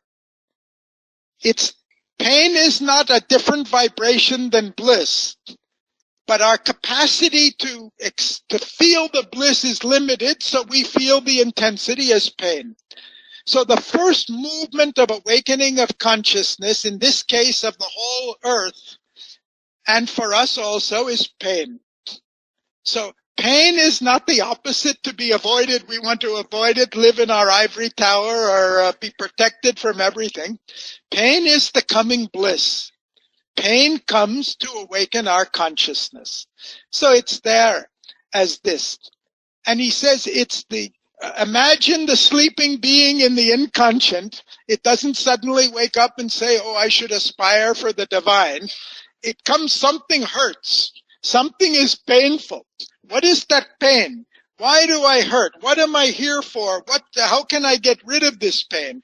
Most of our progress, most of us have come to Mother and because we had a pain. No? More than an aspiration, we had a pain. Pain takes many forms, but that pain has awakened the aspiration. No? From our own experience, we know it's very real. Only thing is, that's from the past. Now we want to do it without pain, right? We want to avoid all the pains. Enough. Once is enough for us. But the principle continues to be true. So he's really talking very personally here. This is the process at all levels. So that pain coming gave room for an old tired want. Where it gave room, that sleeping being, when it feels the pain, suddenly some old recollection comes of something unfulfilled that it wants. It begins to wake up. It begins to want. The want is the beginning of aspiration. The aspiration comes in response to the pain, and it begins to wake up and remember there's something I want. There's something I can have. There's something I dreamed of. So this sleeping being in the inconscient, straining its closed eyes of vanished memory. It doesn't remember, it doesn't see anything, and it doesn't remember anything. It searches for a bygone self. It tries to remember who it was that was wanting something or looking for something. You can think of it, I think of this when I read it, as waking up. When you've been in a dream or you've been in oblivion, suddenly something uncomfortable comes and you begin to remember, oh yes, this is the day I have to take that exam, I have to face that thing. You begin to remember who you are and what it's all about. So this is the process of reawakening. Even from the original creation, there's no original creation because the consciousness was there before the creation. Even this whole creation, there were creations before that. There's always a bygone self. There's always a memory. There's always an unfilled aspiration buried inside, because that's what the divine has created the universe with. He said, there lurked an unremembering entity. That's what we are today. He's very polite. We are an unremembering entity. We don't remember why we were born. We don't remember the purpose. Survivor of a slain and buried past. We've had so many lives. How many times do we have to go through this before we wake up and know why we're here? Again, we have to go through the dawn again until the soul remembers. So this is a soul that's beginning to wake up. Okay. So out of that, notice the flame is coming from below. An unshaped consciousness desired light. The awakening of the consciousness from below The aspiration is it wants light. It's seeking. So this is like an eye looking up, seeking light. It wants light. That's aspiration. A blank prescience. Prescience means a foreknowledge. What would you call a foreknowledge when it's blank? You have a sense that something's coming, but you don't know what's coming. And you want to know you know something's coming, you don't know what it is, you want to look and see what it is. You yearn for it. You yearn to have that knowledge. So the consciousness is yearning for the knowledge of what's to come, of what its destiny is. Earth is awaking. The consciousness is awaking.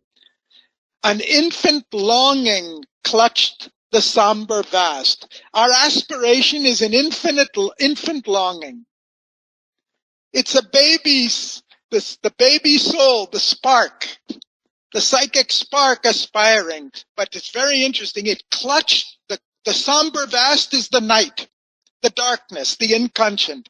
That infant longing, that infant aspiration has the capacity to clutch the darkness and want it to reveal itself. It's powerful, even though it's the infant. Its longing is powerful. All you mothers know how powerful the child's infant's longing can be and demanding it can be. So this is the awakening of the aspiration. And now, the first response. Up until now, it's been the light awaking from below, from that self. Now the first response of the dawn on the horizon.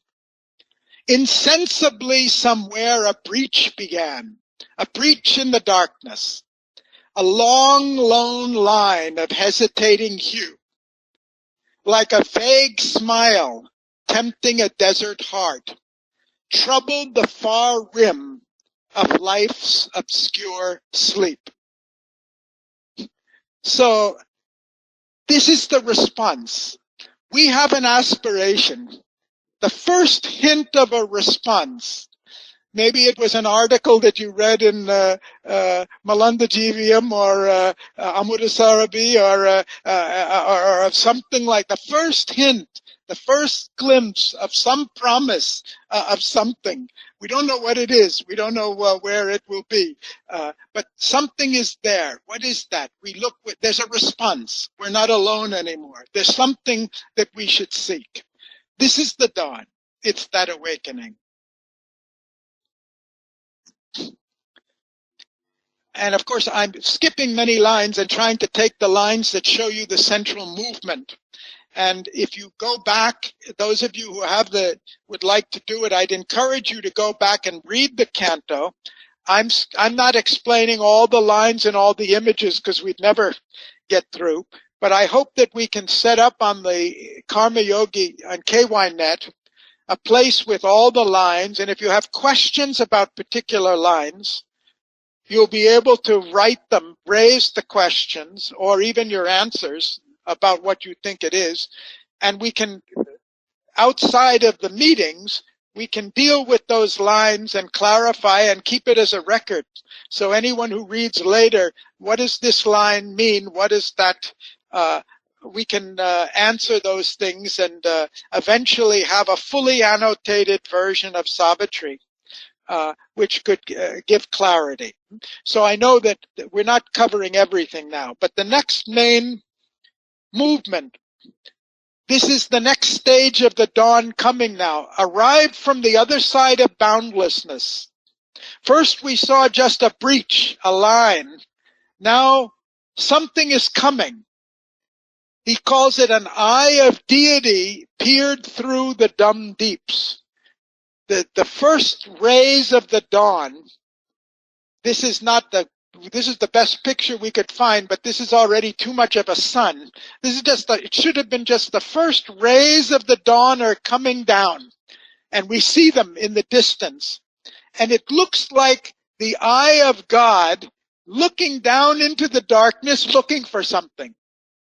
And that's what he's saying here. And in fact, it is. The grace is looking for the soul buried in nature, that it's waking, that it's answering the call. It's looking for who made the call so that it can wake it up. That's what the dawn, the next stage. That dawn, that eye of deity coming from the other side, it carries a message. The dawn is carrying a message to earth. The grace is carrying a message to us. It's a call for the adventure of consciousness and joy. The grace comes to call the soul to awaken to the adventure of consciousness and joy, and compelled, renewed consent to see and feel, It compels us to wake up, to think, to feel, to see, to awaken our consciousness to the adventure of consciousness and joy. That's what the divine is trying to do. That's what the dawn does to earth. Calls us back to wake up. Come up, wake up, get up, live again, renew your efforts, renew your aspiration. There's a progress to be made. Why does he call it an adventure?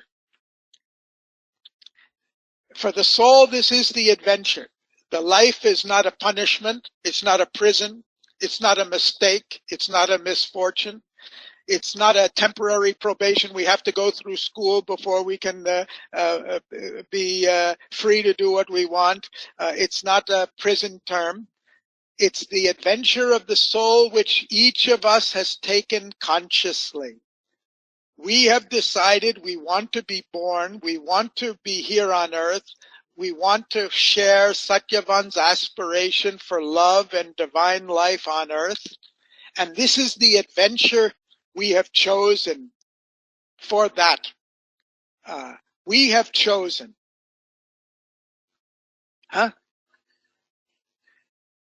Yeah. Joy. And for the soul, it's a joyous adventure. For the divine, it's a joyous adventure. For us, it's the pain because we haven't woken up yet.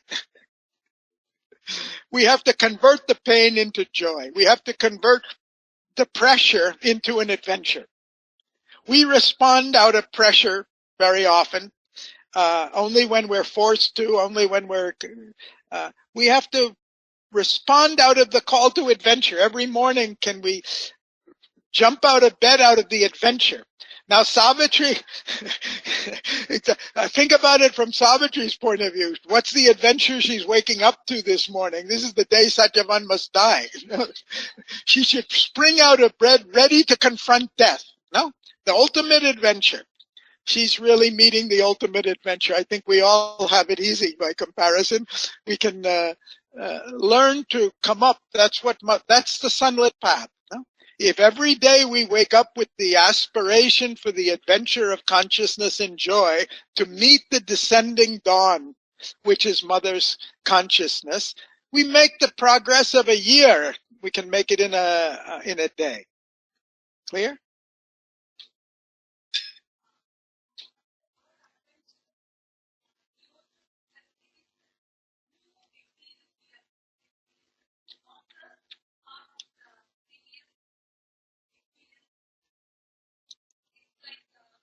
Very good.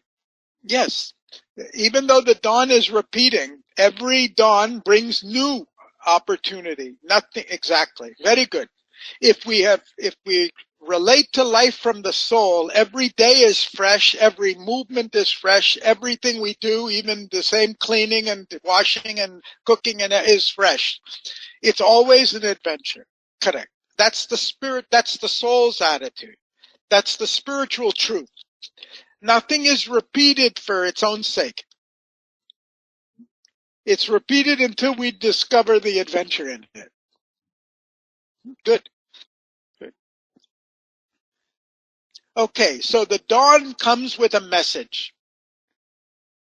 And that's a message of an adventure of consciousness and joy. It's calling us to wake up.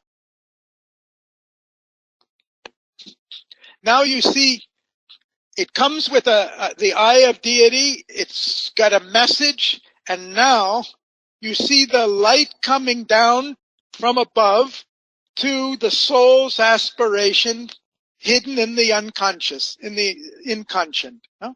It's the response of grace to the aspiration. A thought was sown in the unsounded void. A sense was born within the darkness's depths. A memory quivered in the heart of time, as if a soul long dead was moved to live.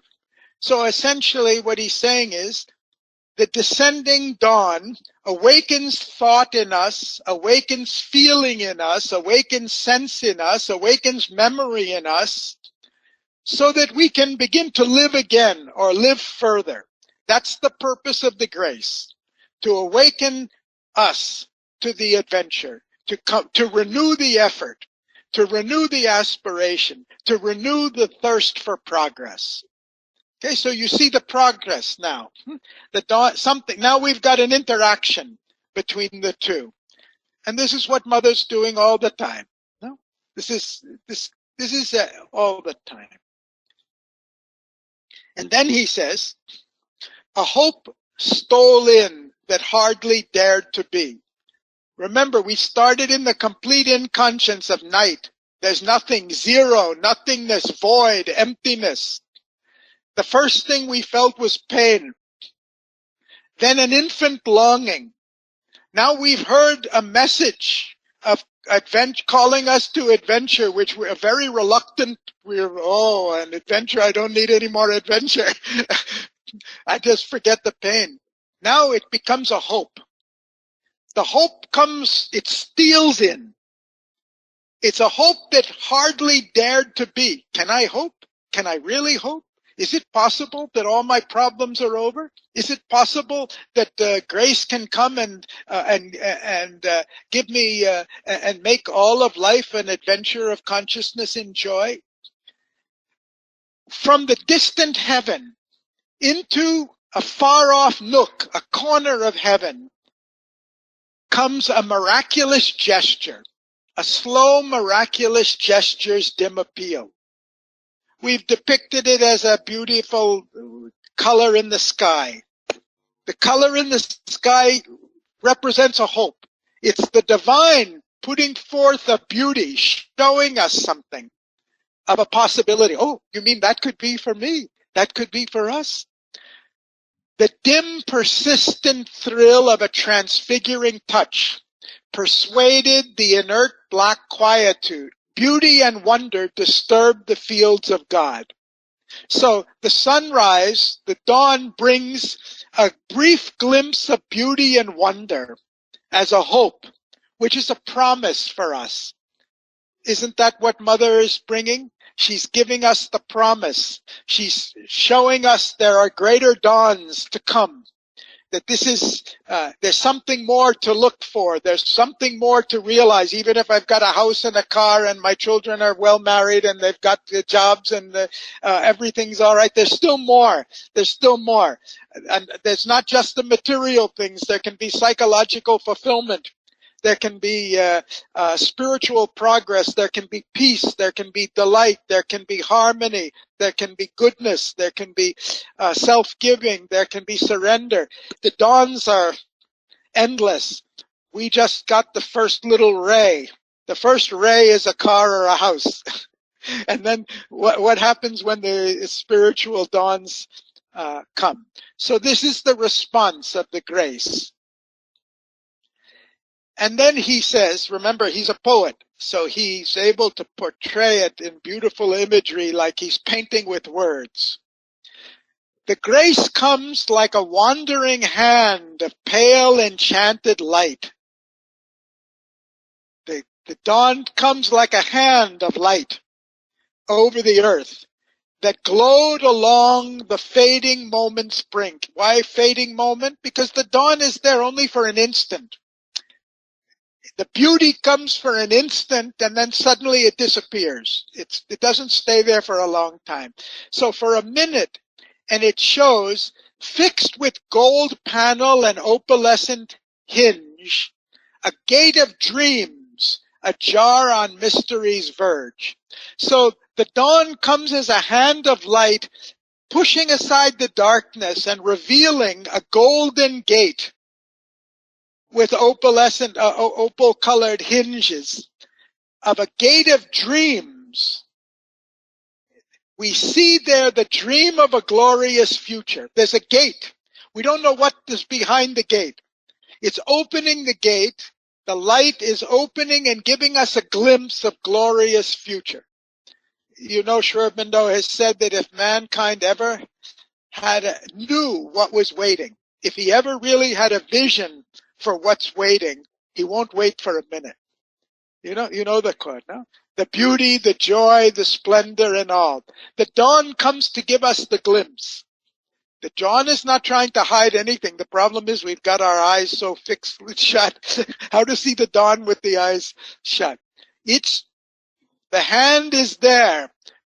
Mother's hand is there, trying to open our eyes, trying to push the darkness away from our consciousness, my love of self-importance, of ego, of selfishness, and all of those things, just for a minute, so I see what's waiting. It's pushing it away. That's the grace that gives us a glimpse, so that we'll aspire, we'll awaken our aspiration to get out of where we are, and see and discover the truth. One lucent corner, windowing hidden things. One tiny little corner of the sky, giving a little glimpse of what's hidden behind. What's hidden behind is the world of Swar, is the sun, is the spiritual, supramental sun, the supramental sun that's coming. And Sri Aurobindo and Mother came to announce the supramental sun, and that's after how many millennium where spirituality has not even known what's behind the gate. Thought that the goal was moksha, or a Christian heaven as the opposite of hell, or living in some high plane with the gods where there's plenty of food and beautiful apsaras and gandhavas and all of that stuff. Here, the sun is to come here. This is to become a world of Swar. The dawn is giving us a glimpse of that. Forced the world's blind immensity to sight. The ray of the sun coming as a dawn, it comes so bright, just for a minute, so bright we can't look at it. It forces us to see. That's what their grace is trying to do. Sometimes that compulsion comes through our spouse or our neighbor or our job or anything. It's always an opportunity for a splendorous vision if we see beyond the gate. And this is an image. The darkness failed and slipped like a falling cloak from the reclining body of a god. And this is actually an image that Sri Aurobindo has taken. The words are his, but the image is directly from the Vedas, and I'll read you the thing. This is the dark. Imagine the dawn is cloaked by the darkness because it's the night conceals the dawn. Now the dawn comes. She's a goddess. She's the goddess coming with the promise of the supramental. So what happens at a brief instant, like she's wearing a cloak of darkness, the cloak falls, and for an instant you see the splendor of her body. And that's what the dawn is. A sudden splendor, and then it goes. So look back what the rishis wrote thousands of years ago. Dawn in her plenitude, like one that lets fall from her a sewn robe, moves, the bride of the bliss. She lets fall. This is Hutta's painting where the black robe has fallen, revealing her body. That's what it's not the body of a woman, it's the body of the promise of the supramental, which she comes to announce. Dawn is not the goal. Dawn is the messenger for a splendor way beyond the beauty of the dawn, way beyond the splendor of the dawn. All that we've seen till now, all that we've experienced in the most wonderful illuminations. Why? All that the rishis, the greatest rishis, have experienced is simply a glimpse of the dawn.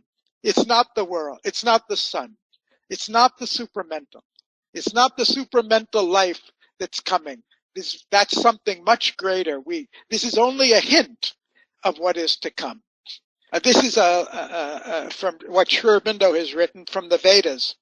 This bride of the luminous Lord of Beatitude, that's Surya Savitri, the sun, unveils the splendors of her bosom, reveals her shining limbs, and makes the sun ascend upon the rising tears of the world. So it's symbolism, but it's symbolism of the highest spiritual revelation. Okay, and now there's a moment in the dawn when there's a revelation. When we see this splendor, it's for an instant. And he's come to that moment. Up until now, the beauty, the wonder, the pale, the light, the hand, all of this is just building up for an instant glimpse behind the golden door. Then through the pallid light that seemed at first hardly enough for a trickle of the sun's, outpoured the revelation and the flame. The brief perpetual sign occurred again. So through the pale light that's shining, which is just enough for a trickle of the sunlight, we see a few rays for a minute, just for suddenly it opens up and there's a revelation. And that we see the whole flame. We see the vision. And he says that vision that we see is not the ultimate vision. It's a sign. It's a sign of the ultimate thing. It's a message. It's a symbol. The brief perpetual sign recurs again. Perpetual because it keeps coming back. Mother and Sri Aurobindo have come to give us that brief revelation of what is coming and waiting so that it will awaken our aspiration to move quickly in the right direction towards the supramental being. So Mother says, she brings into existence in us by her revelations swar, the concealed luminous mind. From the furthest extremities of mental being, she extends herself in our physical consciousness. From our highest mental consciousness, that light comes down and touches even our physical consciousness, and we get a sense of what we're missing. When Mother touches us in meditation at the most precious moments in your life, when you feel closest to Mother, it's a dawn for you, not the daily dawn. No. At that special moment when you have felt closest to Mother or seen the most, that too is the dawn. It's not the end. It's not the goal. It's not the final revelation. It's the brief perpetual sign. Maybe we're lucky to get it once in a lifetime, but Mother would like us to get it every birthday or every day. The sunlit path is we can continuously get what we call the most sacred, precious moment of our life that we're not able to share with anybody is a dawn. And what she wants is us to discover dawn after the dawn everywhere, the dawn every day. So the dawn is the symbol of the avatar. The avatar comes as a sign of what's waiting for us. Okay? So,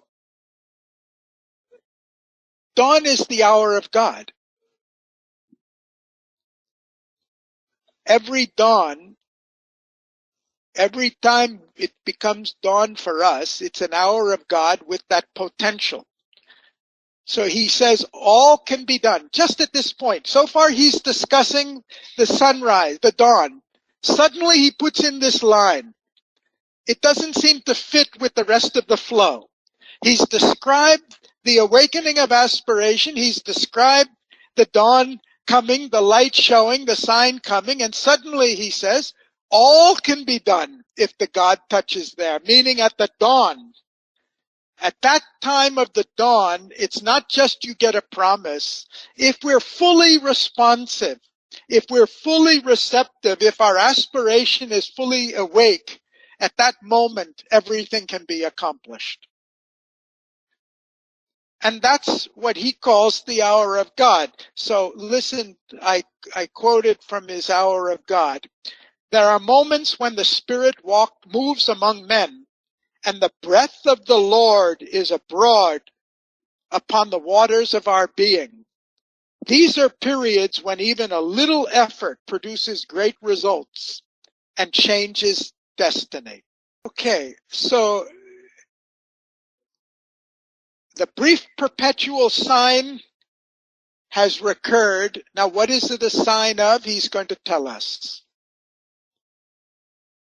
A glamour from the unreached transcendences, iridescent with the glory of the unseen. A message from the unknown immortal light.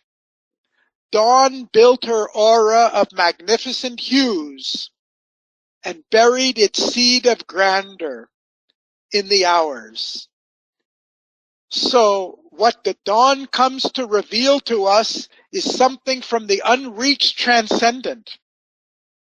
Something that's the glory of the unseen beyond any human vision. Something from the unknown immortal light that nobody has ever known. No man has ever known before. That's what the dawn is trying to show us. That's what dawn is giving us a brief glimpse of.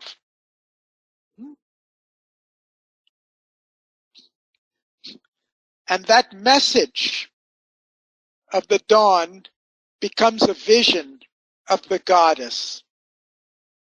The rishi saw it as the goddess appearing in the heavens, coming with this message for us.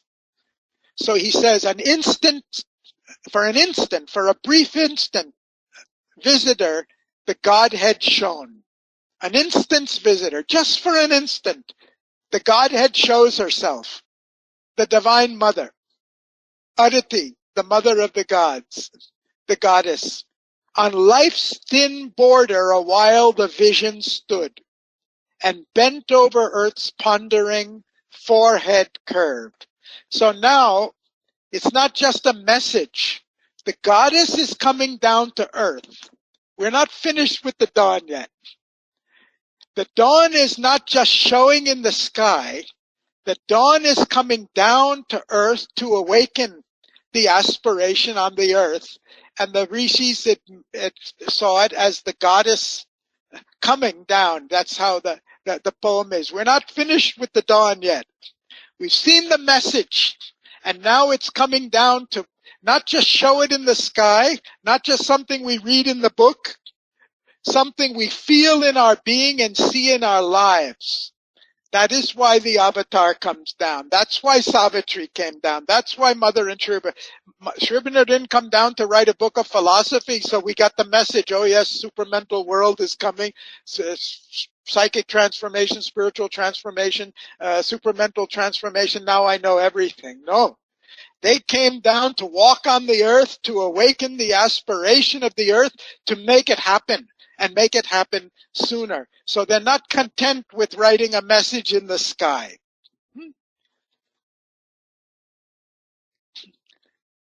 So what is the message?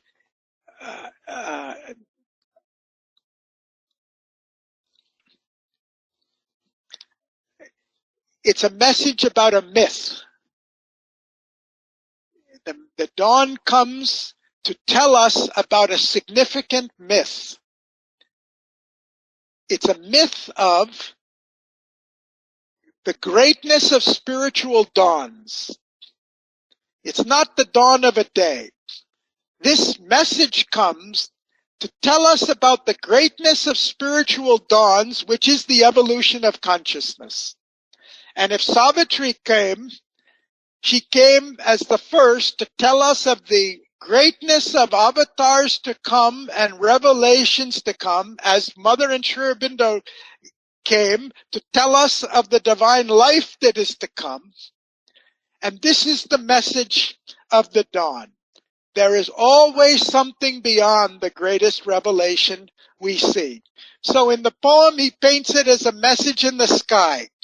Dawn, the goddess, has written her message in the clouds with her magnificent colors and everything to tell us a myth. It's not a myth. It's a symbol of the truth. A significant myth, not of one dawn to come, the greatness of dawns to come.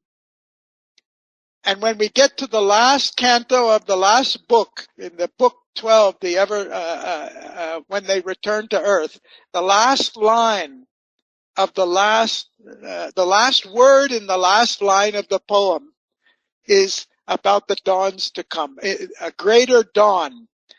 It's the end of the day. It's in the night of the day in which this happened, all happened, and the greater dawn to come in the future.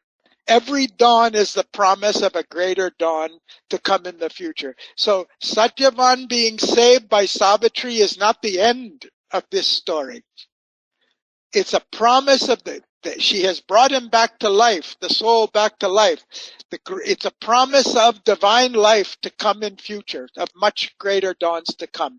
So it's a progression of dawns. This is not a story that has an ending. This is a story that has an infinite direction to it. And then he says something very interesting. Almost that day, the epiphany. Epiphany means the revelation, the divine revelation.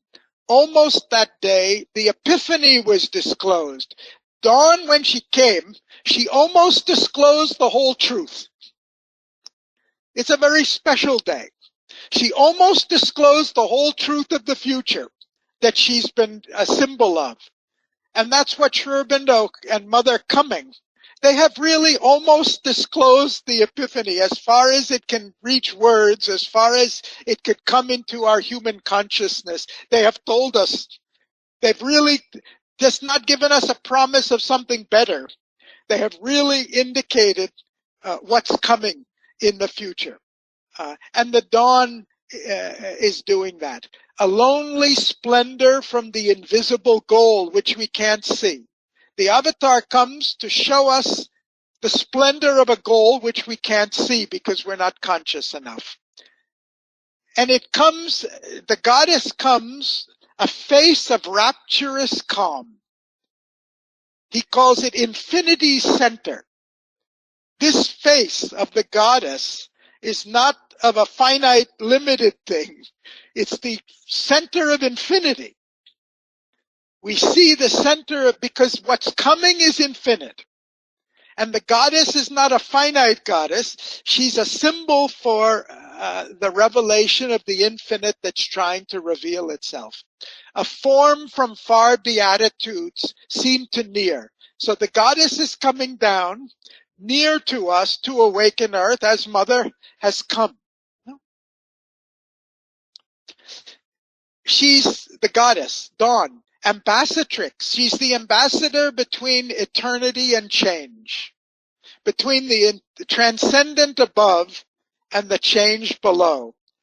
The omniscient goddess leaned across the breadths and saw the spaces ready for her feet. The goddess is coming down.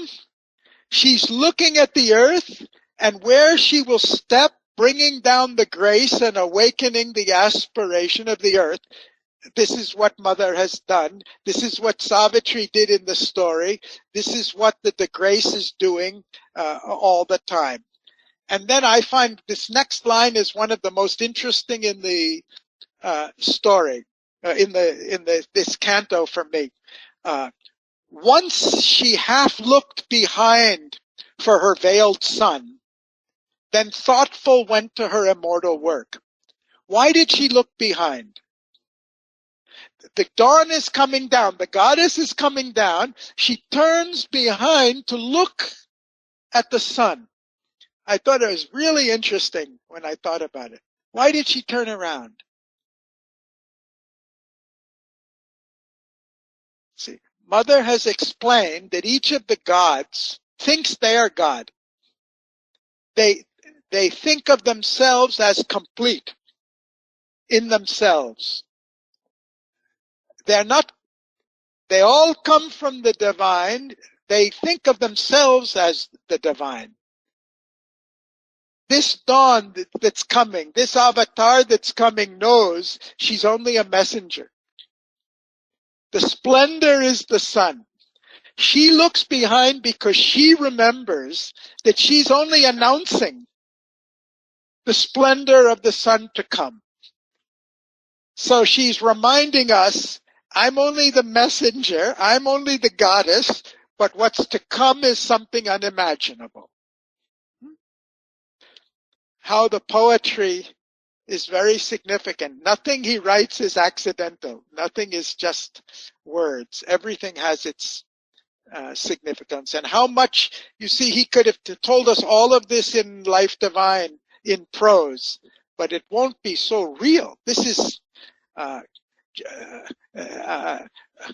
in one of our nightly calls, I asked what was the difference between Life Divine and Savitri. And Janani said, in Savitri, he's explained things that couldn't be explained in Life Divine.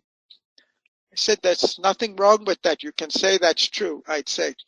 In Life Divine, he gives us an understanding and explanation. In Savitri, he gives us an experience. He brings it from explanation to it's a symbol through which we can have the experience. We can touch the reality of it, the concrete reality of it. The purpose of this is not to understand Savitri, not to understand the lines. Oh, I have read the poem, and many people who are comfortable with poetry and the English can understand the poem. That's not the purpose. The purpose is to get the experience. That's why the dawn is coming. She's coming to give us the experience and to wake us up. And that's what's happening now. Earth felt the imperishable's passage close. Now we're back to Earth. The dawn has come down in response. Now the Earth is responding to it, is feeling something. The waking ear of nature heard her step. She's waking up the consciousness and aspiration of the Earth. Her luminous smile kindled to fire the silence of the worlds. In this night, it's sleep, it's the silence of, she's kindling the aspiration for the awakening conscious. That's why the avatar comes. That's why they have come. That's what the dawn. So Earth is awakening. And how does it awaken? It becomes a consecration. Life becomes a consecration. That's what Appa's been telling us all along. All grew a consecration and a rite. It's Earth now. It's becoming sacred. What very mundane for us, oh, I have to bathe, I have to eat, I have to work, I have to do all of these things. Let's be practical and we have to take care of ourselves. No. Every day, every waking, every action is an opportunity for a celebration and an adventure and a discovery of that adventure of consciousness and joy. And we do that by consecration.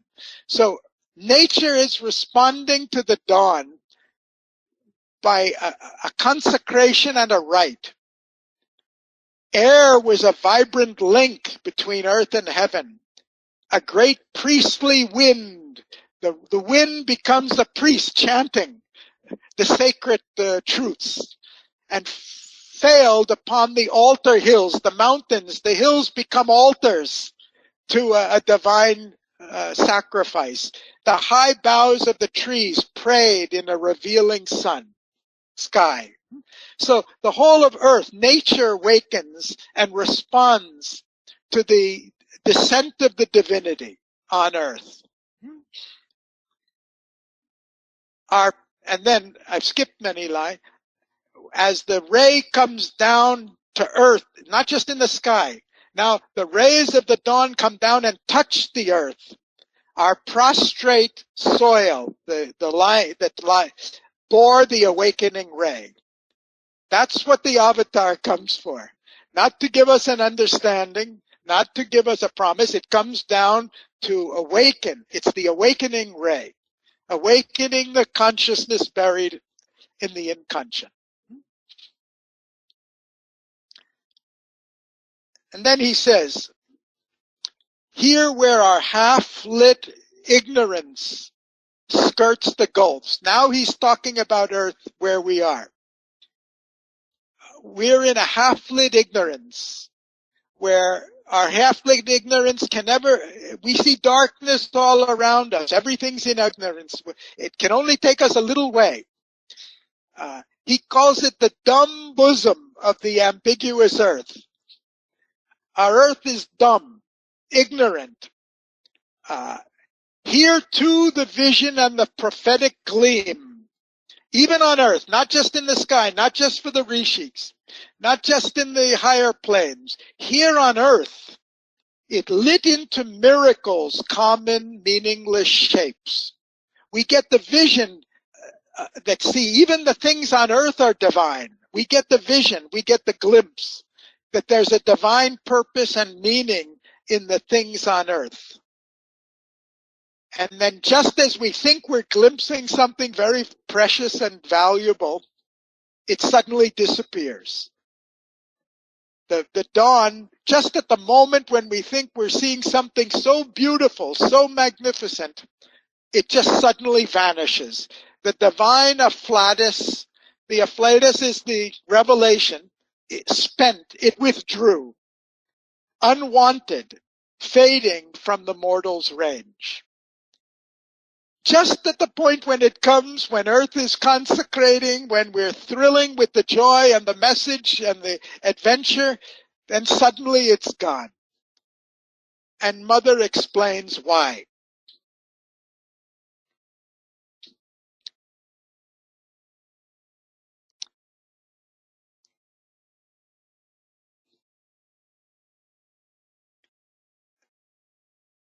A sacred yearning lingered in its trace. Now the dawn is gone, but something's left. There's a lingering yearning that's left on Earth from the dawn. The worship of a presence and a power, a prescience, a foreknowledge of a marvelous birth to come. So the dawn comes for an instant. It gives a message. It gives a vision. It awakens the aspiration. And it leaves, after it leaves, a sacred yearning. That's aspiration. That's the purpose of the descent, to awaken the aspiration. It awakens the sense of worship, of devotion. There's something higher that we should be seeking, that we should be worshiping. We get some knowledge, some sense. See, this is not the best. There's something more. There's a marvelous something still waiting to come in the future. It's a promise. So the touch of the dawn, the descent of the avatar, every descent of grace comes not to solve a problem or get us out of a difficulty or something like that. It comes to awaken further the aspiration and the yearning, to bring out the worship and the devotion, and to give us a glimpse or a promise or a knowledge, a foreknowledge of something much more a marvelous birth to come, a higher birth to come. Even when we have a wonderful birthday, the wonderful birthday is just a tiny little glimpse. The real birth to come is a spiritual birth. And then he explains why the goddess disappears so quickly. He says only a little the God light can stay. The goddess coming down only for a little can stay. It's not she runs away. She can only, why? Because of us.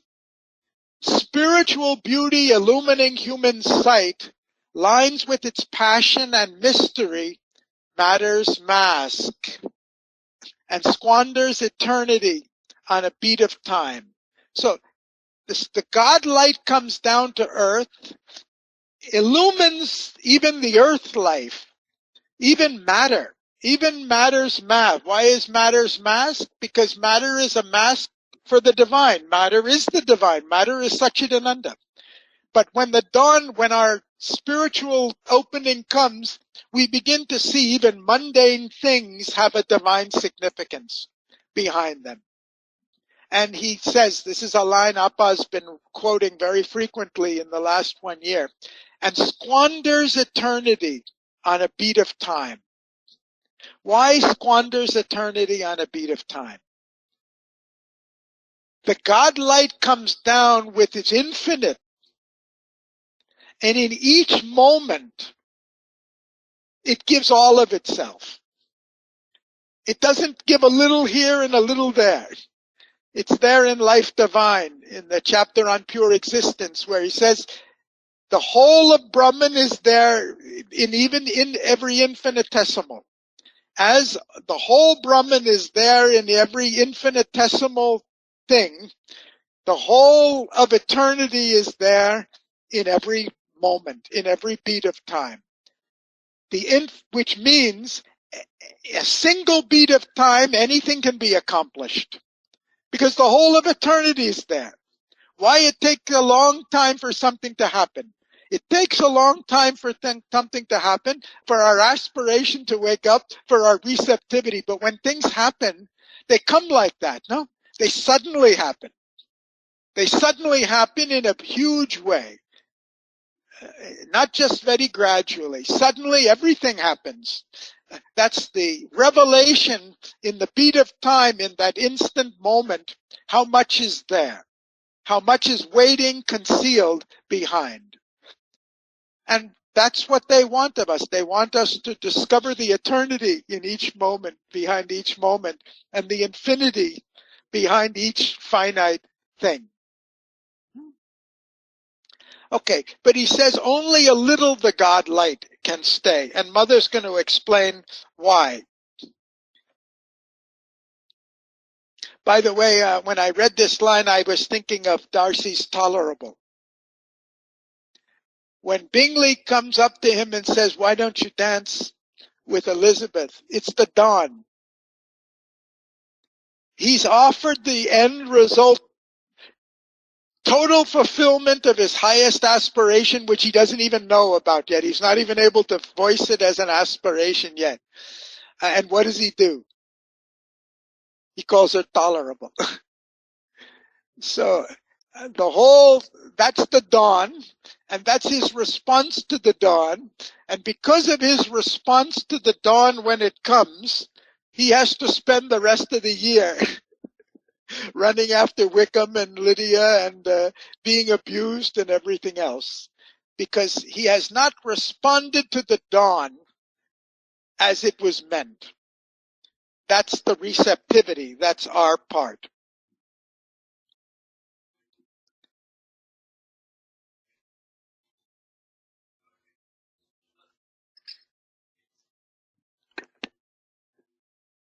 After showing for a minute, it becomes clueless, meaning we have no idea what we've seen.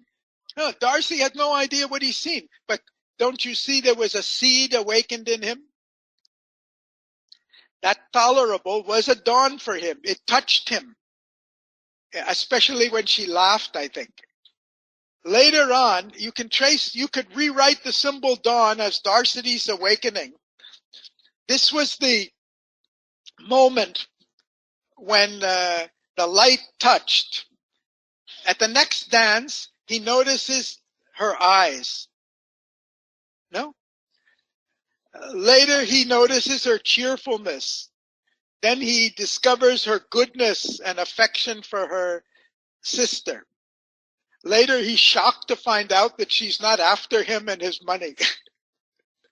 And that she doesn't want him at all. Then she really discovers her character. No?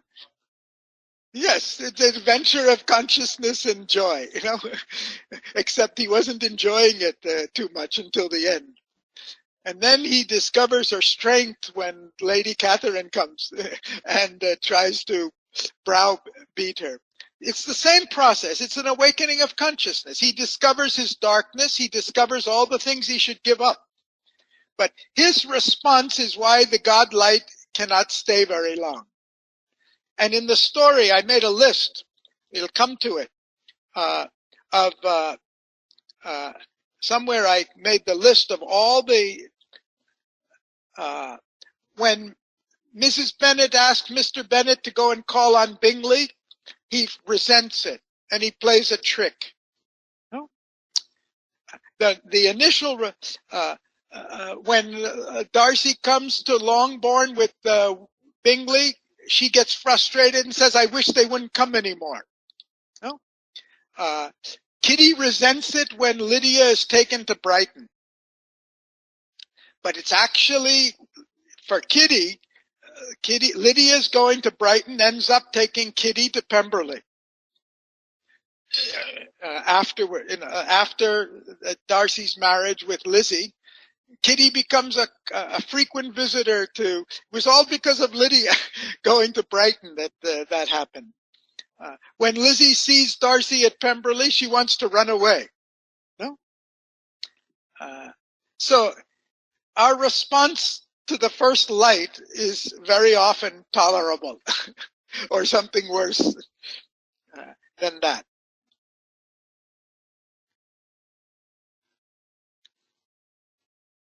Mother says about this line, the ray of knowledge, of light, of truth was badly received by Earth. It received no response. So he says, its luster vanishes in the inconscient planes. Remember 1956, February 29th, when the supramental descended, the clouds of dust, mud came up, swallowed it.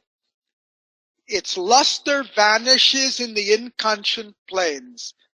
He wrote this line before 1956. He understood, even when the supramental comes down, how Earth will respond. How the Earth's consciousness, not even the individual, the consciousness of the inconscient will respond.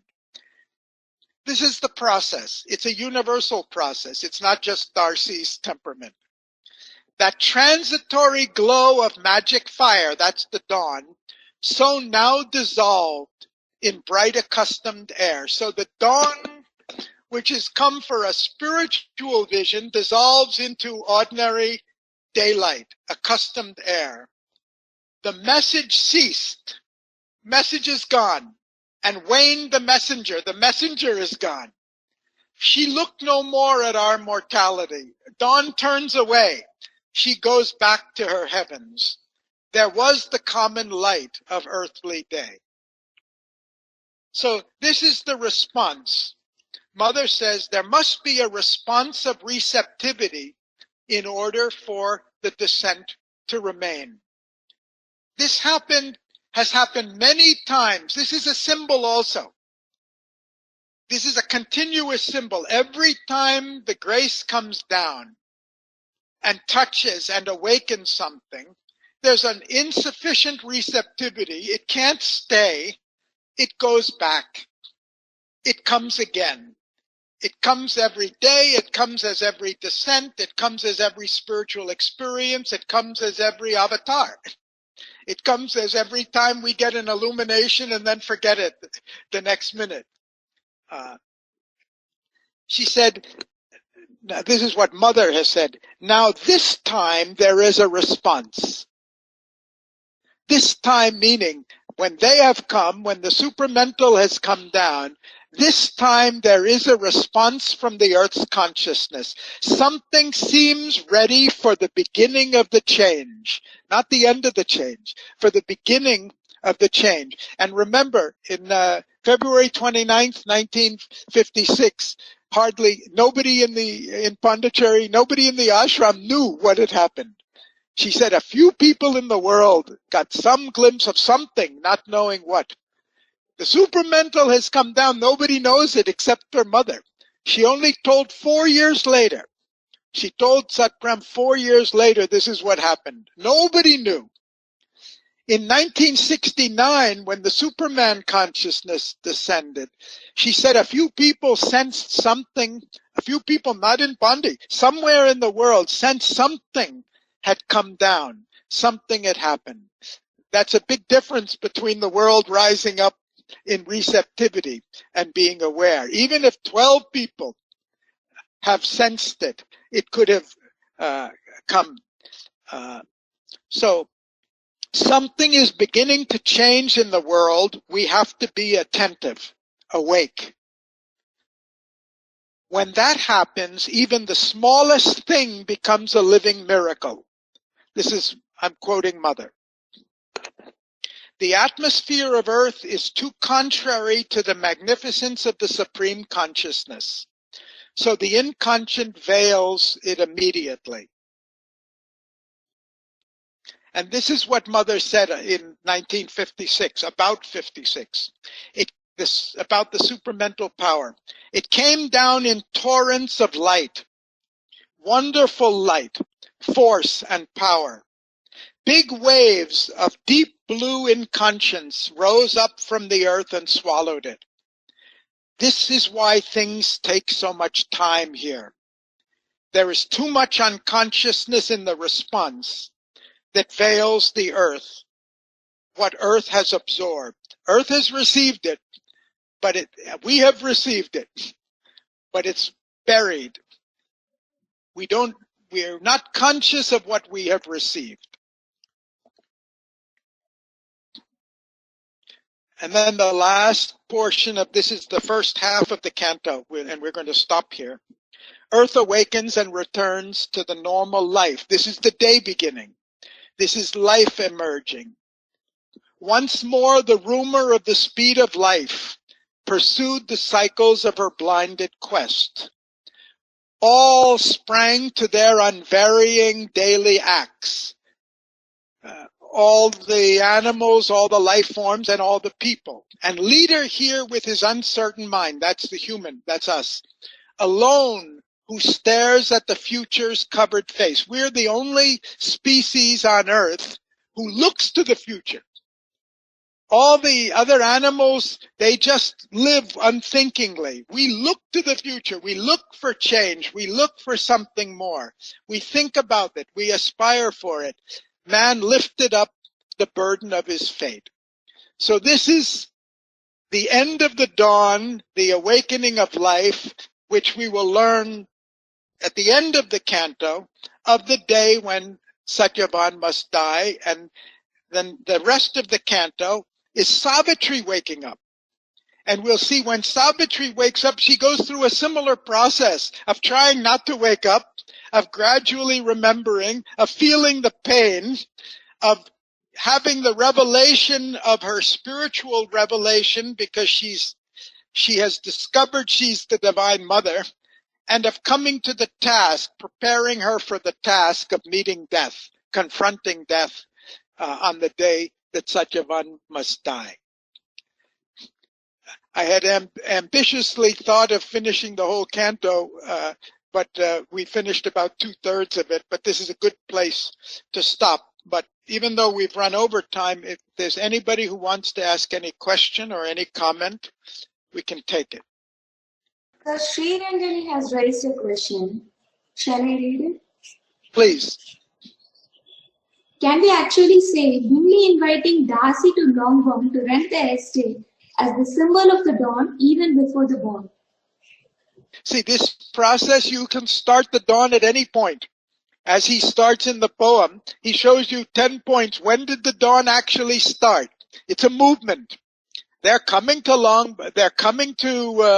Netherfield, to Meryton, is the beginning of the dawn for the story. You can say, you trace back in your own life, when was the beginning of your coming to Mother? It's not easy to say for many of us. It comes before we know that Mother exists. It comes in a set of circumstances. When did the dawn really begin? Often with pain, usually with some kind of a pain, not always, but usually with pain. So when can we say it's a movement? It's a movement of awakening consciousness. And for us, it could have come over a long period, or it could have come suddenly. But anyway, you can rightly say their coming to Netherfield itself is because of the coming dawn. Appa has said that their coming to Netherfield is because of the French Revolution. They don't know why they are coming. They don't know they're seeking an intermarriage between the classes. But that's what really is subconsciously drawing them. We can say like that if you start to think like that, yes. If you understand Savitri this way and try to think about the symbol dawn in your own life, or dawns, how many dawns we have had, and how we have responded to the dawns, and what was the message we got, and how did we respond to the adventure, and how soon did the God light become too much for us, and we chased it away and went back to being ordinary human beings. We can find the whole process of our life, and of life on earth and in society and everything here, because this is the process. This is the process of creation. This is the process he's described in Life Divine and Synthesis, and in all of their writings. And what's important for us is to get that out of it. And what's important for us to know that Sri Aurobindo has written this to say, we are the dawn. We have come. This is an hour of God. We've come with all the resplendent glory and the promise of the future. Open your eyes. Open your hearts. Respond with consecration and devotion. And why this dawn? You can go to the ultimate dawn. They wanted to skip another million dawns and bring the ultimate supramental. The supramental coming on earth is not the divine life. It's not the everlasting day. It's a big step. First, you have to have the descent of the supramental. Then you have to have the descent of the supramental being. And that itself is a long process before you have divine life on earth. We are lucky to be here at a time, at a momentous dawn, the greatest dawn that Earth at least has ever had, has come in the last 50 years, and with Mother and Sri Aurobindo coming. And what has happened after 69? I was 10 years old in 1956. I didn't know that the supramental came. It was a year before I ever heard of Sri Aurobindo and Mother, when the Superman consciousness came down in 1969. I didn't know anything about it till I read in Agenda. How many dawns have come since then? They have not stopped their work. They're working more intensely. How many of us are aware of the dawns that have come since then, and how much further the progress is? If we had been aware of the first one or the second one, then we could say, I don't think anything else has come after that. If we weren't aware of these monumental events, then we can only try to read the message in the sky, which Appa does all the time. He sees the significance of the spiritual progress on earth from many, many indications. But we can know this message is recurring and keeps getting brighter, not less. So we have to be open to get the message. Okay, this is just the beginning of Savitri, you can see. This is the dawn for us. We get the first ray of what Savitri has to offer. At least by the end of the book. We can be patient, even if it takes us 3 or 4 years. At least by the end of the book, we should have the revelation. No? We should really see what they've come to give us, and feel the power of it and the presence of it. As Mother said in 1969, it's a presence. It's a concrete presence right here. That was in 69. How many years ago it is? It's almost 50 years ago, huh? The Superman consciousness is a concrete presence on Earth 50 years ago. Then what are we waiting for? We have much to discover, and Savitri can be our guide. See you next month. We can say this is the symbol of dawn. Today, we are receiving the grace through the lecture of Savitri that we have started, because it is a very big opportunity for us to get this. And first of all, I'm thanking Mr. Garry to deliver this speech. And we will be, because this is very big opportunity for us. And at the end of the day, we are receiving the peace, and we feel he is explaining, but we feel how the grace is coming down. That's the symbol of dawn for us. அனைத்து அன்னை அன்பர்கள் சார்பிலும் carry சாருக்கும் நன்றி தெரிவித்து, அன்பர்களுக்கும் வணக்கம் தெரிவித்து விடை பெறுகிறோம். வணக்கம்.